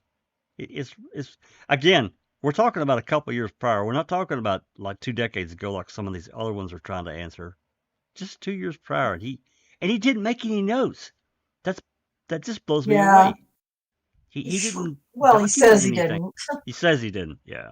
So, alrighty. Well, it's like really quickly, just one last comment about it. It's like Nan's Life said it in the chat that, he's lucky that was a deposition because he could get away with the I don't recall bullshit in the deposition. That's right. Trial, you can't get away with it like that. I mean, you can here and there, but they're gonna put some pressure on you in trial. So well, not only that, he's be in front of a judge, a potential jury, and jury, yeah, and the public would be there too. Civil trial. Holy shit, that would have looked awful. Yeah. I mean, and people would have called him out for it. Right. So, alrighty, let's get on out of here. As Rhonda said, join us at 5 o'clock Central for her show on Tuesday. And then we'll see what happens throughout the week. And of course, Thursday, we have another episode of Cam. I'm sure we'll be reviewing or looking at. Maybe not necessarily. Well, I'm sure there'll be comments, but we'll see what happens there. And with that said, I'm going to say this has been a Foul Play production.